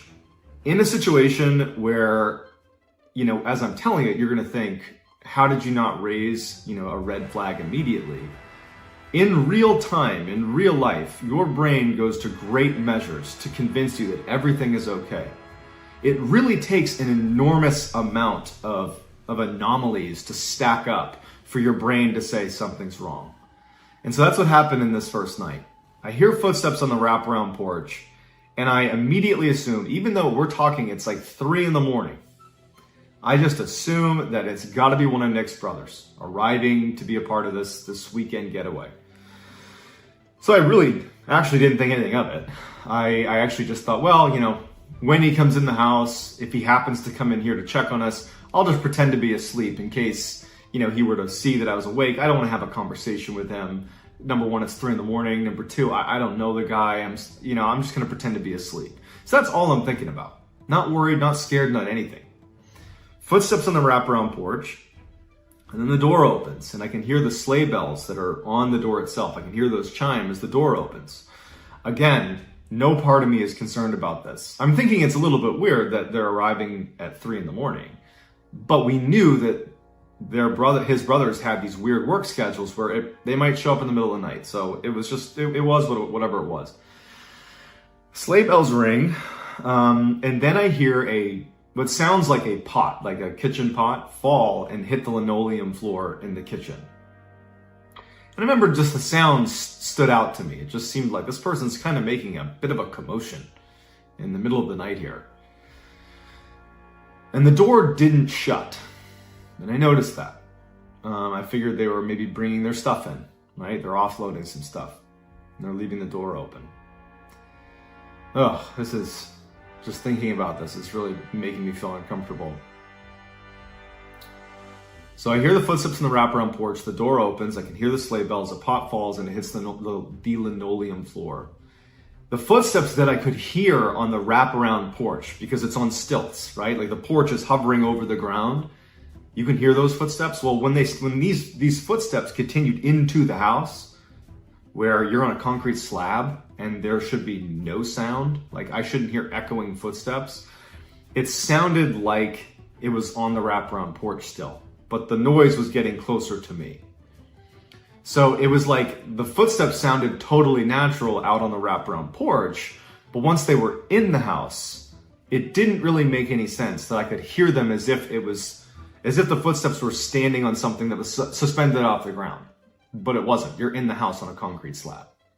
And so I hear these footsteps. The door hasn't shut. The front door is wide open. We're in the middle of winter here. We're in the middle of nowhere too. And I'm thinking about that, but I'm still thinking it's got to be Nick's brother, one of Nick's brothers. The footsteps continue through the house.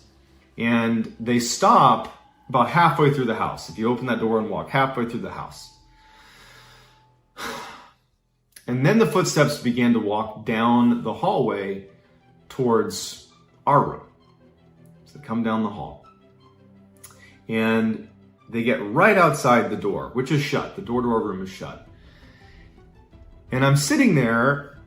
Again, my feet are closest to the door. It's pitch black in the room, minus the, digital clock. And I'm thinking, why didn't they shut the front door? Of all the weird things that have happened, the fact that I'm hearing footsteps as if they're on the wraparound porch, but they're getting louder and moving through the house, the thing that really just made the hair on the back of my neck stand up was, why didn't they shut the front door? That just seems like such a bad idea. There's animals out there. There's a host of things out there. Like, why aren't you shut? And not to mention, it's freezing outside. There's a space between the bunk bed, the bottom bunk that I'm on, and the top bunk. There's a space that I can see clear as day. Whoever walks in the room, I'm gonna see them when they walk past the foot of the bed. But because of the top bunk, my view is actually obscured, and I wouldn't be able to make out someone's face, for example. I could really only see their middle section. And so when the door opens and this shadow figure walks into the room, which, by the way, I'm in a pitch black room, and I clearly make out a black silhouette. This thing walks into the room, and it's obscured, so I wouldn't have been able to see its head or upper body anyways, but its hips are so high that I can't even really see those. Those are at the level that I would expect someone's upper body or head to be at. Meaning, this figure that's walked in, its legs are extremely long, and so if it was proportionally the size of a human, you're talking about maybe a 10-foot tall person, but we're in a space that is not a 10-foot high ceiling. And so this thing walks in, and as soon as I see it, and I make out that black silhouette, even though it's pitch black in the room, I clearly see this silhouette that is unnaturally tall, combined with all the things that I've just thought about, mainly the door's still open. They've made kind of a commotion. I can hear these weird footsteps. I instantly was frozen with terror. Frozen. Petrified. I'm like, it's not Nick's brother. And even if we're not talking about paranormal here, this is such a bad situation. Even if that's just some dude who's come into the house, that's a really bad situation. So no matter what, this is a really bad situation, but what I'm looking at doesn't make sense. It's an unnaturally tall person. They've left the door open and I hear their footsteps all over the house, and it walks in past the foot of the bed. And I'm laying there and I can't see higher than its waist because it's obscured by the top bunk. And this thing makes this like facing movement, like a military facing movement, and begins to walk down the aisle between the queen size bed in the middle of the room and the bunk bed where I am. And it's walking down right next to me, and I'm literally sitting there unable to move. And I remember thinking, I can't do anything. I'm truly frozen with terror. And all I remember thinking is, whatever happens, just don't bend down and look at me. That will ruin my life. If this thing so much as looks at me, that's it, I'm done.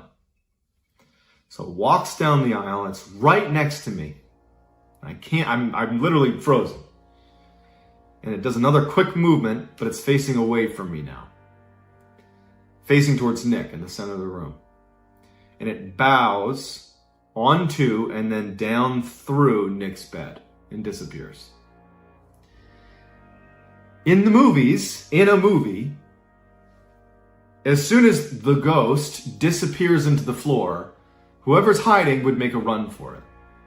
In real life, there's no such thing as ghosts. There's no such thing as people disappearing into the ground. So I'm expecting this thing to just get back up again.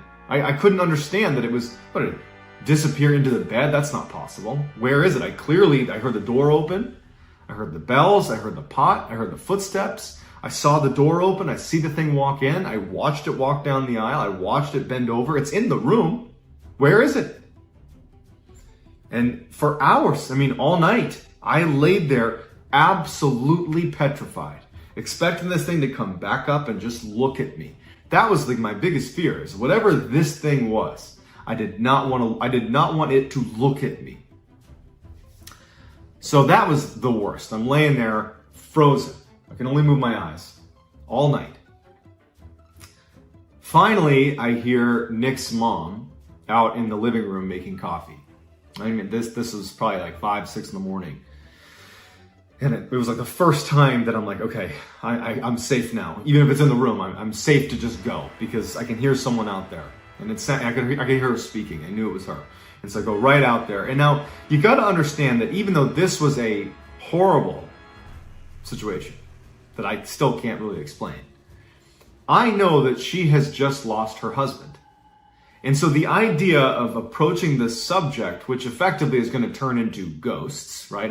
I've never had a paranormal experience before this. I've never had a paranormal experience since, right? Like I'm more or less a skeptic, and I'm going to go out there and I'm going to start talking about ghosts to the woman who's recently bereaved. It just felt really inappropriate. And so I was really struggling with how I wanted to communicate what happened. And so I went to the table, she got me a cup of coffee, and and we know each other well, she knows me well. And she definitely picked up that something was wrong, but didn't really ask anything yet. She was just kind of puzzling, like kind of sizing me up a little bit.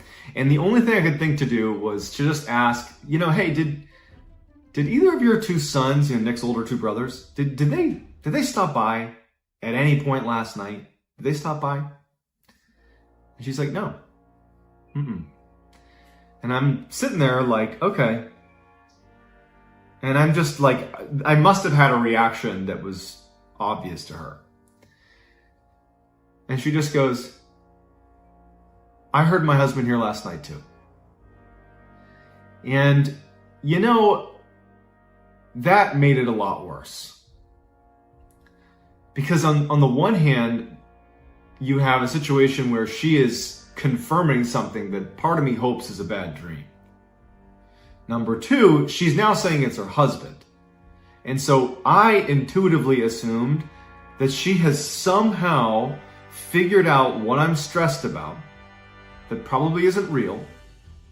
And because she's grieving, she's created a story where her husband is now in the house, looking over us. I really believed that she didn't hear anything. That she just somehow understood that I had this weird feeling, and she'd turned it into my husband's in the house. And I just couldn't ask any more questions at that point. I felt like I had set her up for this awkward exchange. I felt really bad that like that was the discussion we were having. I also thought like, if that's true, I don't want to have this conversation. Like I really was just dumbfounded on what to do in this situation. And this is night 1. There's 2 more nights of this, and it gets worse. So Nick and Wolf eventually come out of the bedroom and they come to the dining room. And the same way I felt reserved talking to Nick's mom about what happened, I had the same feelings about Nick because it was his father. And I also just felt like that would be inappropriate. But Wolf, he's not a family member and he's my buddy, and I kind of pulled him aside and I kind of told him what was going on as best as I could. I kept it like kind of generic. I was like, you know, I could have sworn I heard someone in the house last night. Like I could have sworn. And he's like, yeah, you know, you're probably dreaming, you know, like that's what this is. And I was like, no, like I wasn't, but I can't make sense of it. And I was like, can you just do me a favor? And at this point, Nick actually overheard the conversation, and I very much kind of cut ties with what I was talking about. I was like, yeah, I just thought I heard something last night. It's just me freaking myself out. And I was like, can you guys tonight, when we get back from snowboarding, can I fall asleep ahead of you? That way I'm asleep, you guys can just fall asleep after I do, and then I'll sleep through the night, no big deal. And they're like, all right, yeah, weirdo, whatever. So I'm like, all right, my big plan is I'm just gonna go to bed really, really early. Because I didn't sleep the night before, so I'm thinking, oh, I'll fall asleep right away. So we go out, we snowboard for the day, my mind is off of what happened, and frankly, I'm starting to convince myself that had to have been, you know, sleep paralysis, even though I'd never had that before. I was Googling some stuff, maybe it was sleep paralysis, maybe it was just like a really intense dream. You know, I would just like, there has to be something. Like this is too weird, it has to be something explainable. Turns out it wasn't. We get back from snowboarding, and I am immediately going to bed. Pretty much immediately. It was like maybe 6 o'clock. I was like, I'm going to bed. And I get in bed, and all I'm thinking about is what happened the night before, and I can't fall asleep. Eventually, Nick and Wolf, they come in the room, and they're trying their best to stay awake so that I can fall asleep, but it's getting later and later, and I can't fall asleep. And now I'm back to that, like, okay, if I fall asleep now, I get 6 hours of sleep. And they finally just said, hey man, I'm tired, I'm going to bed. So they both fall asleep, and I'm awake. And I was so upset with myself. Like, you screwed yourself. Why didn't you just fall asleep, you dummy? And I remember the only thing that I did that really made this real, looking back at it, is I put a knife, like a kitchen knife or something, in the springs above me. So I'm in the bottom bunk, like basically right under the top bunk, I put a knife in there. And I'm laying in bed, and I'm constantly looking over at the digital clock, and it was probably around 3 a.m. It was late enough that it was like, okay, this is about the time that happened last night. And my heart just sunk when I heard those footsteps on the wraparound porch again. They sounded the same as they did the night before. I was like, that has to be one of Nick's brothers. But the door opens, I hear the sleigh bells, I hear the frickin' pot fall on the ground. It was like deja vu. The exact same thing is happening. And these footsteps start walking through the house. And again, referencing how movies would portray this, you know, the person who's me in the movie is like, okay, I'm gonna get this knife and I'm gonna position myself over here because I know what's gonna happen and I'm gonna protect myself. In real life, I'm like, this thing's gonna be in my room, potentially. It happened last night. It's apparently happening again. Please, for the love of God, don't bow into me the way it bowed into the floor the night before. Don't look at me. It will ruin my life if some entity just engages with me, just looks at me. That will ruin my life. This thing walks down the hall, and I hear those footsteps coming down the hall. And just pretend for a second, forget the paranormal aspect. Pretend it's the middle of the night in the middle of nowhere, and a stranger is walking around your house. That alone is horrifying. The footsteps come right outside the door, and I'm looking at the knife that's right underneath the bed. And I'm petrified. I cannot move. I'm drenched in sweat. Just from the few seconds that it's taken this thing to go from the door to the front of my bedroom.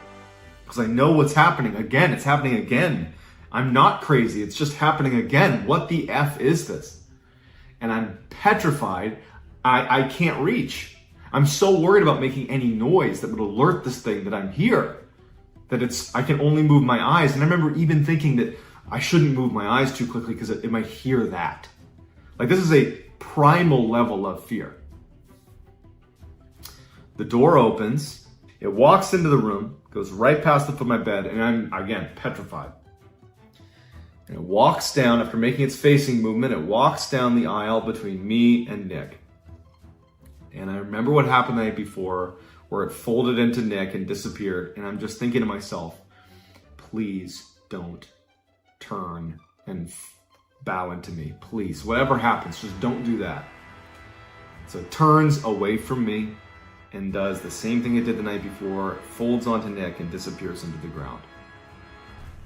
But again, even though in the movies, this would be the same thing happening, night 2, it's the same routine.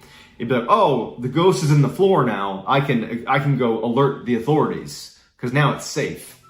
In real life, I'm like, where did it go? I know this happened last night, but it still doesn't make any sense. It's in the room. It has to be. This is a real thing. It came in the room. It's somewhere. Is it under my bed? Where is it? All night, I lay there. This is the second night that I've not slept. When I heard Nick's mom out in the other room, it was like such a relief. Because I didn't give a crap at this point about being polite. I wasn't gonna try to, distance myself from the conversation around ghosts. I was gonna go out there and be like, what's wrong with this house?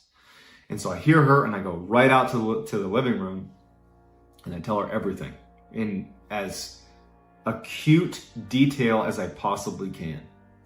And as I'm telling her this, her reaction didn't line up. Her reaction was not surprise, terror, confusion. It was empathy. She felt bad for me. It was sympathy. You don't understand. I'm listening, but you just don't understand what's happening. And I'm telling her every detail I can possibly muster. And at the end of it, or towards the end, she just kind of stops me. She's like, John, I told you yesterday, and again, I heard it last night. That's just my husband. I heard him last night too. You got nothing to worry about. And I was like, no. That cannot be what it is. And she was like, I heard him open the door. I heard the pot fall. I heard him walk through the house. I'm assuming he went into Nick's room again with you guys. And I'm like, what is happening? So totally now just beside myself. I remember I was crying actually, during this conversation, I'm just crying. Not even tears of sadness as much as just what's happening? I needed my mom. I felt so helpless. And no offense to Nick's mom, but I just felt like I was with a lunatic.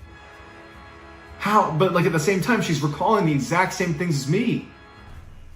How do I put that together? I remember thinking, I need to leave. I need to get out of here. I can't be here anymore. But then I thought about how am I going to make this happen? Nick's mom and Wolf and Nick, they're not leaving today. And it was pretty clear that Nick's mom liked the fact that she, heard her husband walking around the cabin. She's not trying to leave.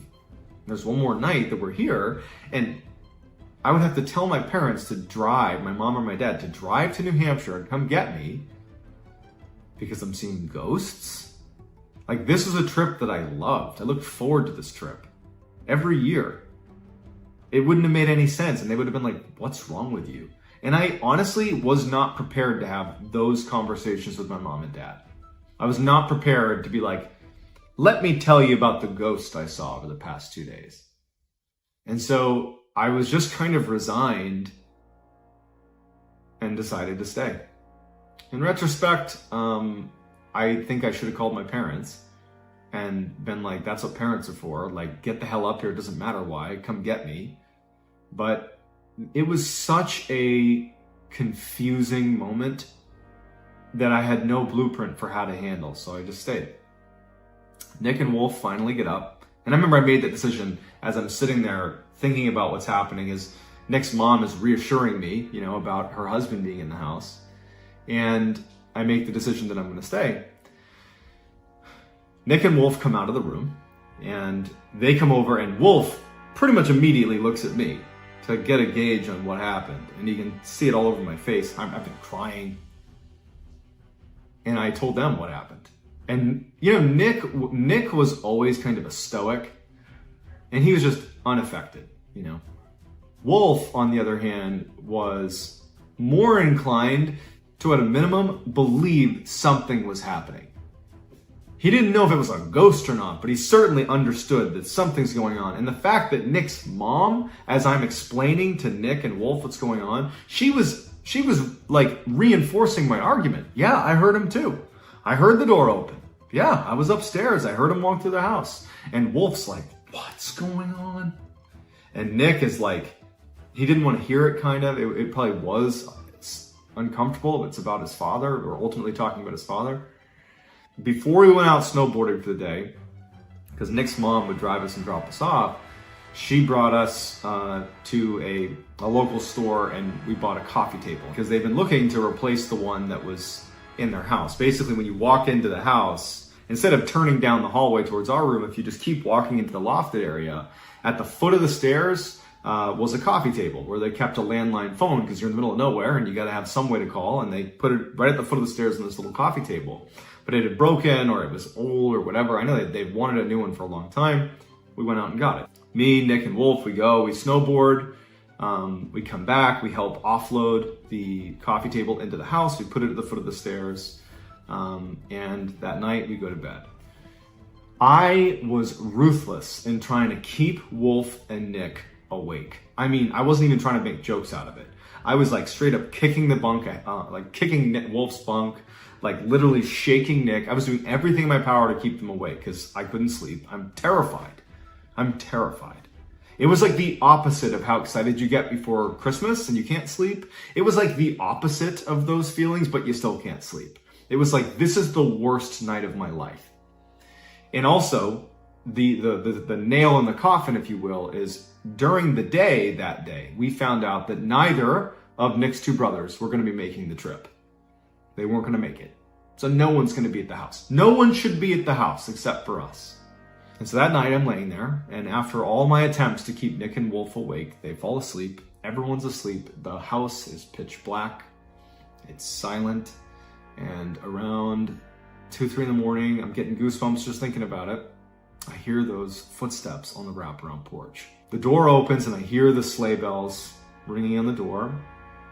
A pot falls on the ground and the footsteps walk into the house. And this is the third time that this has happened. So in a way, this was the first time that I was expecting something to happen. For it to walk down the hall, to come in the room, to come next to me, fold into Nick, and then that's it. This was the first time I had a little bit of, call it security, that something was going to happen, and I understood what was going to happen. I didn't understand it, but I expected something to happen. But this was not the case this night. It walked into the house. Everything was the same. It walked into the house, but instead of going down the hallway towards our room, it kept walking into the lofted area. And the lofted area, from where I was laying, my foot's at the door, my head's back here, the wall straight, if I sat up in bed and looked straight, the wall right there led into the area where this thing was. So I'm basically, if there wasn't a wall, I'd be looking dead at this thing. And I'm waiting for it to walk through the wall. As crazy as that sounds, I'm just anticipating something coming through the wall. After a long pause of it being in that lofted area, I hear it go up the steps. Listening to the creak of the steps as it goes up the steps, it makes my skin crawl. It's making me like emotional thinking about how terrifying that was. Walks up the stairs, and now it's above me. And if the past 2 nights are any example, this thing has sunk into the ground 2 nights in a row and disappeared. And so now my fear is it's going to literally come through the ceiling, through the bunk, onto me. The sound stopped when it was upstairs. Got upstairs, and that's where Nick's mom slept. She was upstairs. So I laid in bed, petrified once again. I got my stupid knife sitting in the underside of the bed above me. And hours and hours of waiting for my literal worst nightmare to come true as some entity comes through the ceiling and goes into me. Or even just if it was like onto Nick, if it came through the ceiling and if out of my peripheries I'm watching like this beast come through the ceiling and float down and into Nick. It just, these thoughts in my head, they didn't make any sense. They were terrifying, but they were happening. I laid in bed and I couldn't fall asleep. I was now coming up on 3 days without sleep. So at some point that night, I did fall asleep, probably just out of sheer exhaustion. At some point in the morning, early morning, now probably like 5 in the morning, I wake up again and I can hear Nick's mom. It didn't sound like she was making coffee. It sounded like something was wrong. I couldn't place it, but it just sounded like she was acting emotional somehow. I couldn't tell if she was crying or not. But now it's like it's the morning, it's my last day, I'm leaving today, I'm up, I'm out. And as soon as I walk out of the hallway and I look to the left into the dining room where I expect to see Nick's mom, and she's not there. And she's actually over at the foot of the stairs in the lofted kind of living room area next to this new coffee table we had just put in. And she's standing over this coffee table at the foot of the stairs where the entity had been the night before, the one deviation from the other 2 nights. And she's crying. Come here. She points to the coffee table. And she's down on her knees looking at the table. And now I can tell she's probably crying tears of joy. Because scratched into the coffee table were the words, "I love you." I was like, I'm done. That ended my friendships with certainly Nick. Wolf to a lesser degree, but I stopped snowboarding. I didn't go back to that cabin, even though I know Wolf did the next year.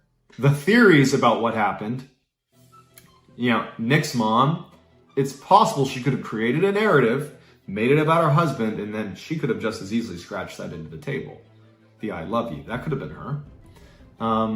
It's also possible that she had sleep paralysis and I had sleep paralysis, and somehow we synchronized and had the same vision and she scratched into the table. Or, to be honest, what I believe, that was a ghost and that it interacted with the physical world and it did walk around the house. It did carve "I love you" into that table. That's the only time in my entire life that I've had anything happen like that. I don't have any other paranormal stories before or after. That's it. I hope you enjoyed. Her eyes were missing, her tongue was missing, parts of her lip was missing, and a portion of her skull had fractured and a piece of her skull had been removed. Hey, what's going on, guys? MrBallen here from TikTok. I'm your resident scary storyteller.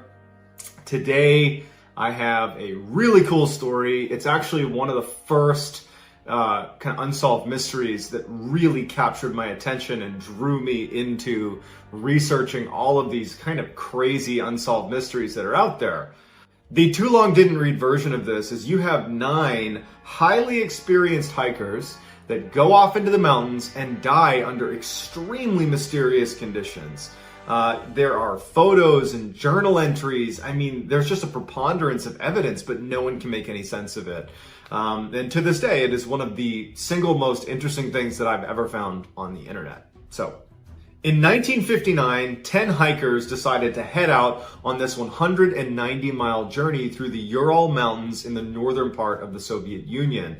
Now, this was not a vacation. This was more like a mission to this group of experienced hikers, because in completing this 190-mile journey, they would receive their level 3 hiker certification, which at the time was the highest in the country. So they would be the top dogs in hiking. So on January 25th, they set off on this 16-day, 190-mile journey.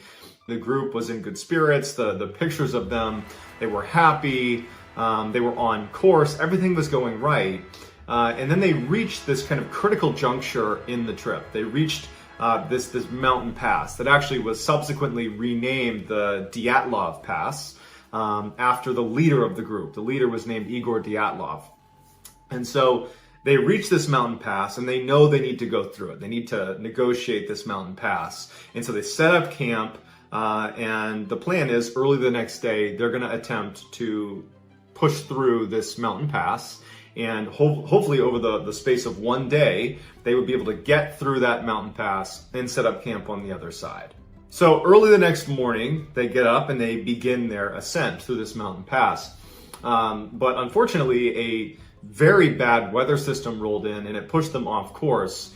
And in fact, it pushed them onto a different slope that the local Mansi tribe called Dead Mountain. And so they get pushed off course. They're not going to get through the mountain pass. And then one of the first strange things happens. For some reason, now this group of experienced hikers that should have known that their best bet at this point, because of the bad weather and being pushed off course, would be to retreat off the mountain and find somewhere that was more protected to spend the night. Because at this point, they got to set up camp somewhere. But for some reason, they decide to stay on the exposed slope of Dead Mountain, which means that they would be setting up camp in not only just a wickedly windy area, and there's like risk of avalanche and any number of things could happen, but they'd also be exposed to negative 40-degree temperatures. They're like out in the open, just getting crushed by the elements. But for whatever reason, they make camp right on the slopes of Dead Mountain. So when the hikers don't show up to a rendezvous point that they were supposed to meet at a predetermined time, the folks they were set to meet, who obviously didn't meet up with the hikers, they let authorities know. You know, it was noted that they had not made rendezvous, but because this was an experienced group, this was not a, now let's send out the search party. It was more like, okay, you know, they should have been here, but it's 9 people, they know what they're doing, they'll get here soon. 3 weeks go by, and still no one's heard from these 9 hikers. And at this point, you know, a search party is sent out, even including military units are sent out to find them. And relatively quickly, the search party comes across the campsite on Dead Mountain, and what they find is just horrifying. So the first thing they notice is that the tent they had been staying in had been slashed open, except from the inside, meaning someone inside the tent had slashed it open. And then in the tent itself, neatly stacked, was all their cold weather gear, or the majority of their cold weather gear, like their shoes and their jackets. I mean, it's all there. And there's no sign of the hikers. And then near the camp, like literally right out of this tent, is this neat set of footprints leading down towards this forest. And investigators, when they looked at the footprints, they could determine a couple of things. One, the majority of the hikers had either been barefoot or only wearing one shoe.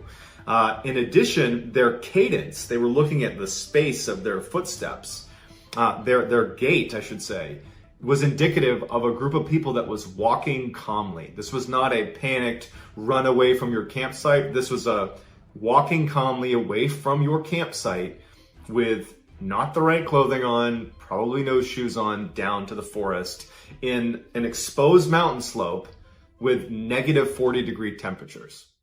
So investigators, they start following these footsteps down towards this forest, and it leads them to this area right at the outside of this forest, right underneath this big cedar tree, where there's evidence of a campfire. And around that campfire are 2 of the hikers' bodies. And they're just wearing underwear, they're barefoot, and their hands had been like scraped. The palms of their hands had been badly scraped. And the tree that was right next to them had evidence of someone had been trying to climb it. A lot of the branches had been ripped down, as if someone had desperately tried to climb up this tree, but was unsuccessful. You know, as if they were trying to, you know, seek shelter from something or someone on the ground, but obviously they did not make it in time. Within several hundred feet of that campfire, the investigators found 3 other hikers' bodies. They were similarly underdressed, and it appeared the way their bodies had frozen that they were actually trying to make their way back up to the campsite. Investigators noted that one of those 3 hikers had a head injury that was consistent with someone repeatedly smashing their head. Another of those 3 had a strange rectangular bruise on their side. And then oddly enough, while they were underdressed, each of those 3 were wearing the other's bits of clothing. It was like they all collectively put on the wrong clothes and not enough clothes. Despite the strangeness of the 5 bodies that were found and what they were wearing, or I guess what they weren't wearing, it was determined that they all died of hypothermia and that there was no foul play. It wasn't until May, when the weather warmed up a little bit and some of the snow had melted, that investigators were able to locate the remaining 4 hikers' bodies. And, it was really the condition that they were found in, the second group of hikers, that really took this mystery and elevated it and made it this kind of urban legend, because it makes no sense how they were found. So the remaining 4 were found in this creek bed that came to be known as the Dyatlov Den. They were buried under about 13 feet of snow. And so of the 4 bodies that were found in the Dyatlov Den, one of them had simply died of hypothermia and kind of was a lot like the first group, right? There's no severe injuries, really, just they died of hypothermia. But the other 3, that was not the case at all. The 7th hiker had a skull fracture that occurred right before he died. The 8th hiker had these extreme chest fractures that it was almost like he'd been hit by a car. The 9th hiker really was the most unfortunate. Not only did she also have her chest kind of caved in, but her eyes were missing, her tongue was missing, parts of her lip was missing, and a portion of her skull had fractured and a piece of her skull had been removed. Even more bizarre is, in this second group, they had all taken pieces of clothing from the other, indicating that they had all died at different times. It was like one would die and then the other hikers would take their clothes and put them on. And then someone else would die and they would take their clothes and put them on. And I guess even stranger than that is the clothes themselves had traces of radiation on them. The Soviet government was quick to close the case. They cited, either a natural disaster or, perhaps the hikers' incompetence as the result or the reason behind this horrible tragedy. But, nobody really believed, nobody as in the family, the friends, really the Soviet population, they didn't believe that could be the actual explanation. Early on, after this case has been closed, the Soviet people, they started to believe a couple theories. One of them was there was this local Mansi tribe that was in the area that perhaps ambushed the hikers and killed them. That would kind of explain the reason for the hikers suddenly abandoning their tent and not being dressed, and also the injuries of the second group. That could be explained by an attack by this Mansi tribe. But there was a couple issues with that theory. One, the Mansi tribe is known as this incredibly peaceful tribe, that it's just very uncharacteristic for them. There was also no other footprints leading into the area. It was just the footprints of the hikers that were, in the area. Another popular theory is a swift and violent avalanche that, the group couldn't have seen coming. They hear it at the last minute. They jump out of their tent, cut it open, they go running. But the problem with that is the tree line down near the forest they walked to, there's no sign that the trees have been damaged in any way, that, there weren't any debris from an avalanche like there would be. And in that area, there were locals like the Mansi tribe, and they didn't report an avalanche, they didn't hear an avalanche. And in fact, historically, there had never been a reported avalanche in that area. And subsequently, for decades afterward, there still has never been an avalanche there. Another popular theory is that the reason they left their tent in the first place is because when you get hypothermia, it can cause you to actually believe, kind of paradoxically, that you're actually too hot and you start stripping your clothes before you ultimately succumb to hypothermia. But again, that doesn't really cover down on the injuries of the second group. And then, of course, with any sort of unsolved mystery at this magnitude, there's theories that range from, a government cover-up to like a Yeti attack or an alien abduction. This case was closed, and the Soviet government kind of just gave a fairly ambiguous answer as to why. Authorities actually officially said that the cause of death for these hikers was a compelling natural force that they were not able to overcome, which that in and of itself is just an eerie way of putting it, right? They were unable to overcome a natural force. And it's not saying this was a natural disaster necessarily. They're just saying it was a natural force, which is just a very interesting way to put it. But either way, the case was closed, and that was that. But in 2019, Russia actually officially reopened this case. And they decided they were going to get to the bottom of it, because this was a case that, it is quite high profile in the world of kind of unsolved mysteries. I think if you Google top 10 unsolved mysteries, the Dyatlov Pass is going to come up in that top 10. This is just one of the more well-known cases. And so Russia officially reopens it in 2019, but they were only willing to look at 3 theories, which was an ice slab or a snow slab breaking and coming down and hitting them, an avalanche, or a hurricane. But unfortunately, despite diving into this and doing their diligence, they really didn't come to any sort of conclusive conclusion. They kind of ended it, they closed it, I should say, much the same way they did back when it actually happened in the late 50s, which is, some natural force did this. They did, that was it. It was really unsatisfying. The only real conclusion that they made in 2019 was that no criminal activity was indicated. So whatever happened, they're saying was natural. It was not, it was not.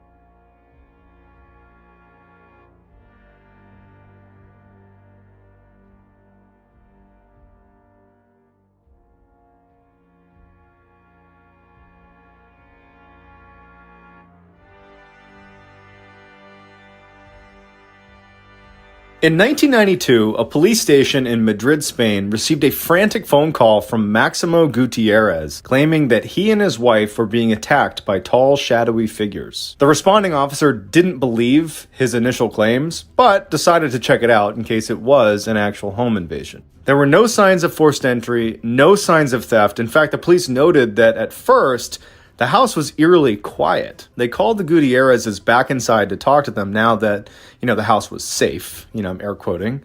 But as soon as they sit down to talk to them, they hear a loud bang out on the porch. The police described it as sounding like a large boulder falling and rolling along the ground. They run out to investigate, but nothing is there. As they stand there puzzled, one of the officers yells, "Duck!" just as an armoire door swings open violently, narrowly missing an officer's head. At this point, they think this could be some sort of prank, and they check the armoire. They're looking all over the place. There doesn't seem to be any strings or any way that this could be a prank. There's no one around. At this point, a couple of the officers decide that this is just too much for them, and they want to wait outside. The remaining officers go back into the living room to chat with the Gutierrezes about what the heck is going on with their house. When they sit down to chat, Mr. Gutierrez proceeds to tell the officers about the strange death of their 18-year-old daughter, Estefania, who had passed away just a few years earlier, and why they think that her death is actually connected to their house being haunted. Estefania went to a very religious school, and so when one of her teachers caught her and her friends using a Ouija board, she was really upset. The teacher runs over, she smashes the Ouija board and tells them that this is not okay, they can't do it. But when she broke up the board, she destroyed the little glass planchette they were using to actually maneuver the Ouija board. And the teacher and the students that were there all claimed to have seen some sort of trapped smoke escape from the glass planchette, and it actually was inhaled by Estefania. Mr. Gutierrez claimed that from that moment on, his daughter's physical and mental health began deteriorating. Estefania started telling her parents about these strange people she kept seeing in the house, especially at night when she was laying in bed. There'd be these shadow figures that would come out of the closet, come in the door, and they'd crawl all around her room. They'd even grab her sometimes at night. Her parents brought her in for testing, and no doctor could explain what was wrong with her. And so without a diagnosis, the parents had to watch in horror as their daughter's condition just deteriorated dramatically until finally she just suddenly died in her bed one night, and there was no official cause of death. Shortly after she passed away, her parents started to notice strange things happening in their house, and they believe that is when the haunting actually began. As the parents are divulging this information to the police, they all hear screams and banging coming from Estefania's room. The police actually physically jump up out of their chairs, they're so frightened. The police and the father make their way over to the bedroom. They open it up, and inside, no one's in there, even though the screaming continues. The crucifix that normally was mounted to the wall was in the middle of the floor.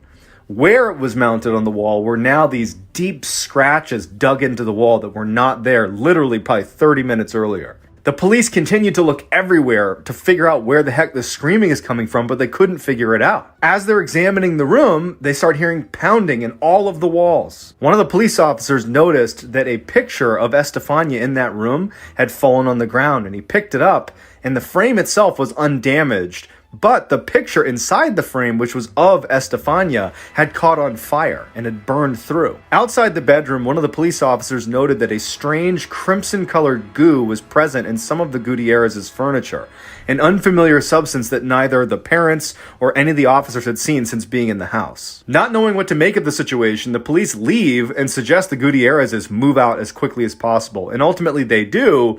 And they report as soon as they left that house, all of the paranormal activity ceased. The official police report is filled with extraordinary events that the officers present, which included the chief inspector of the police force, swore to have witnessed, leaving this case to be one of the most recent and eeriest unexplained cases in police history. And recently, this case was actually adapted into a movie called Veronica on Netflix, and people are saying it is the most terrifying movie they have ever seen.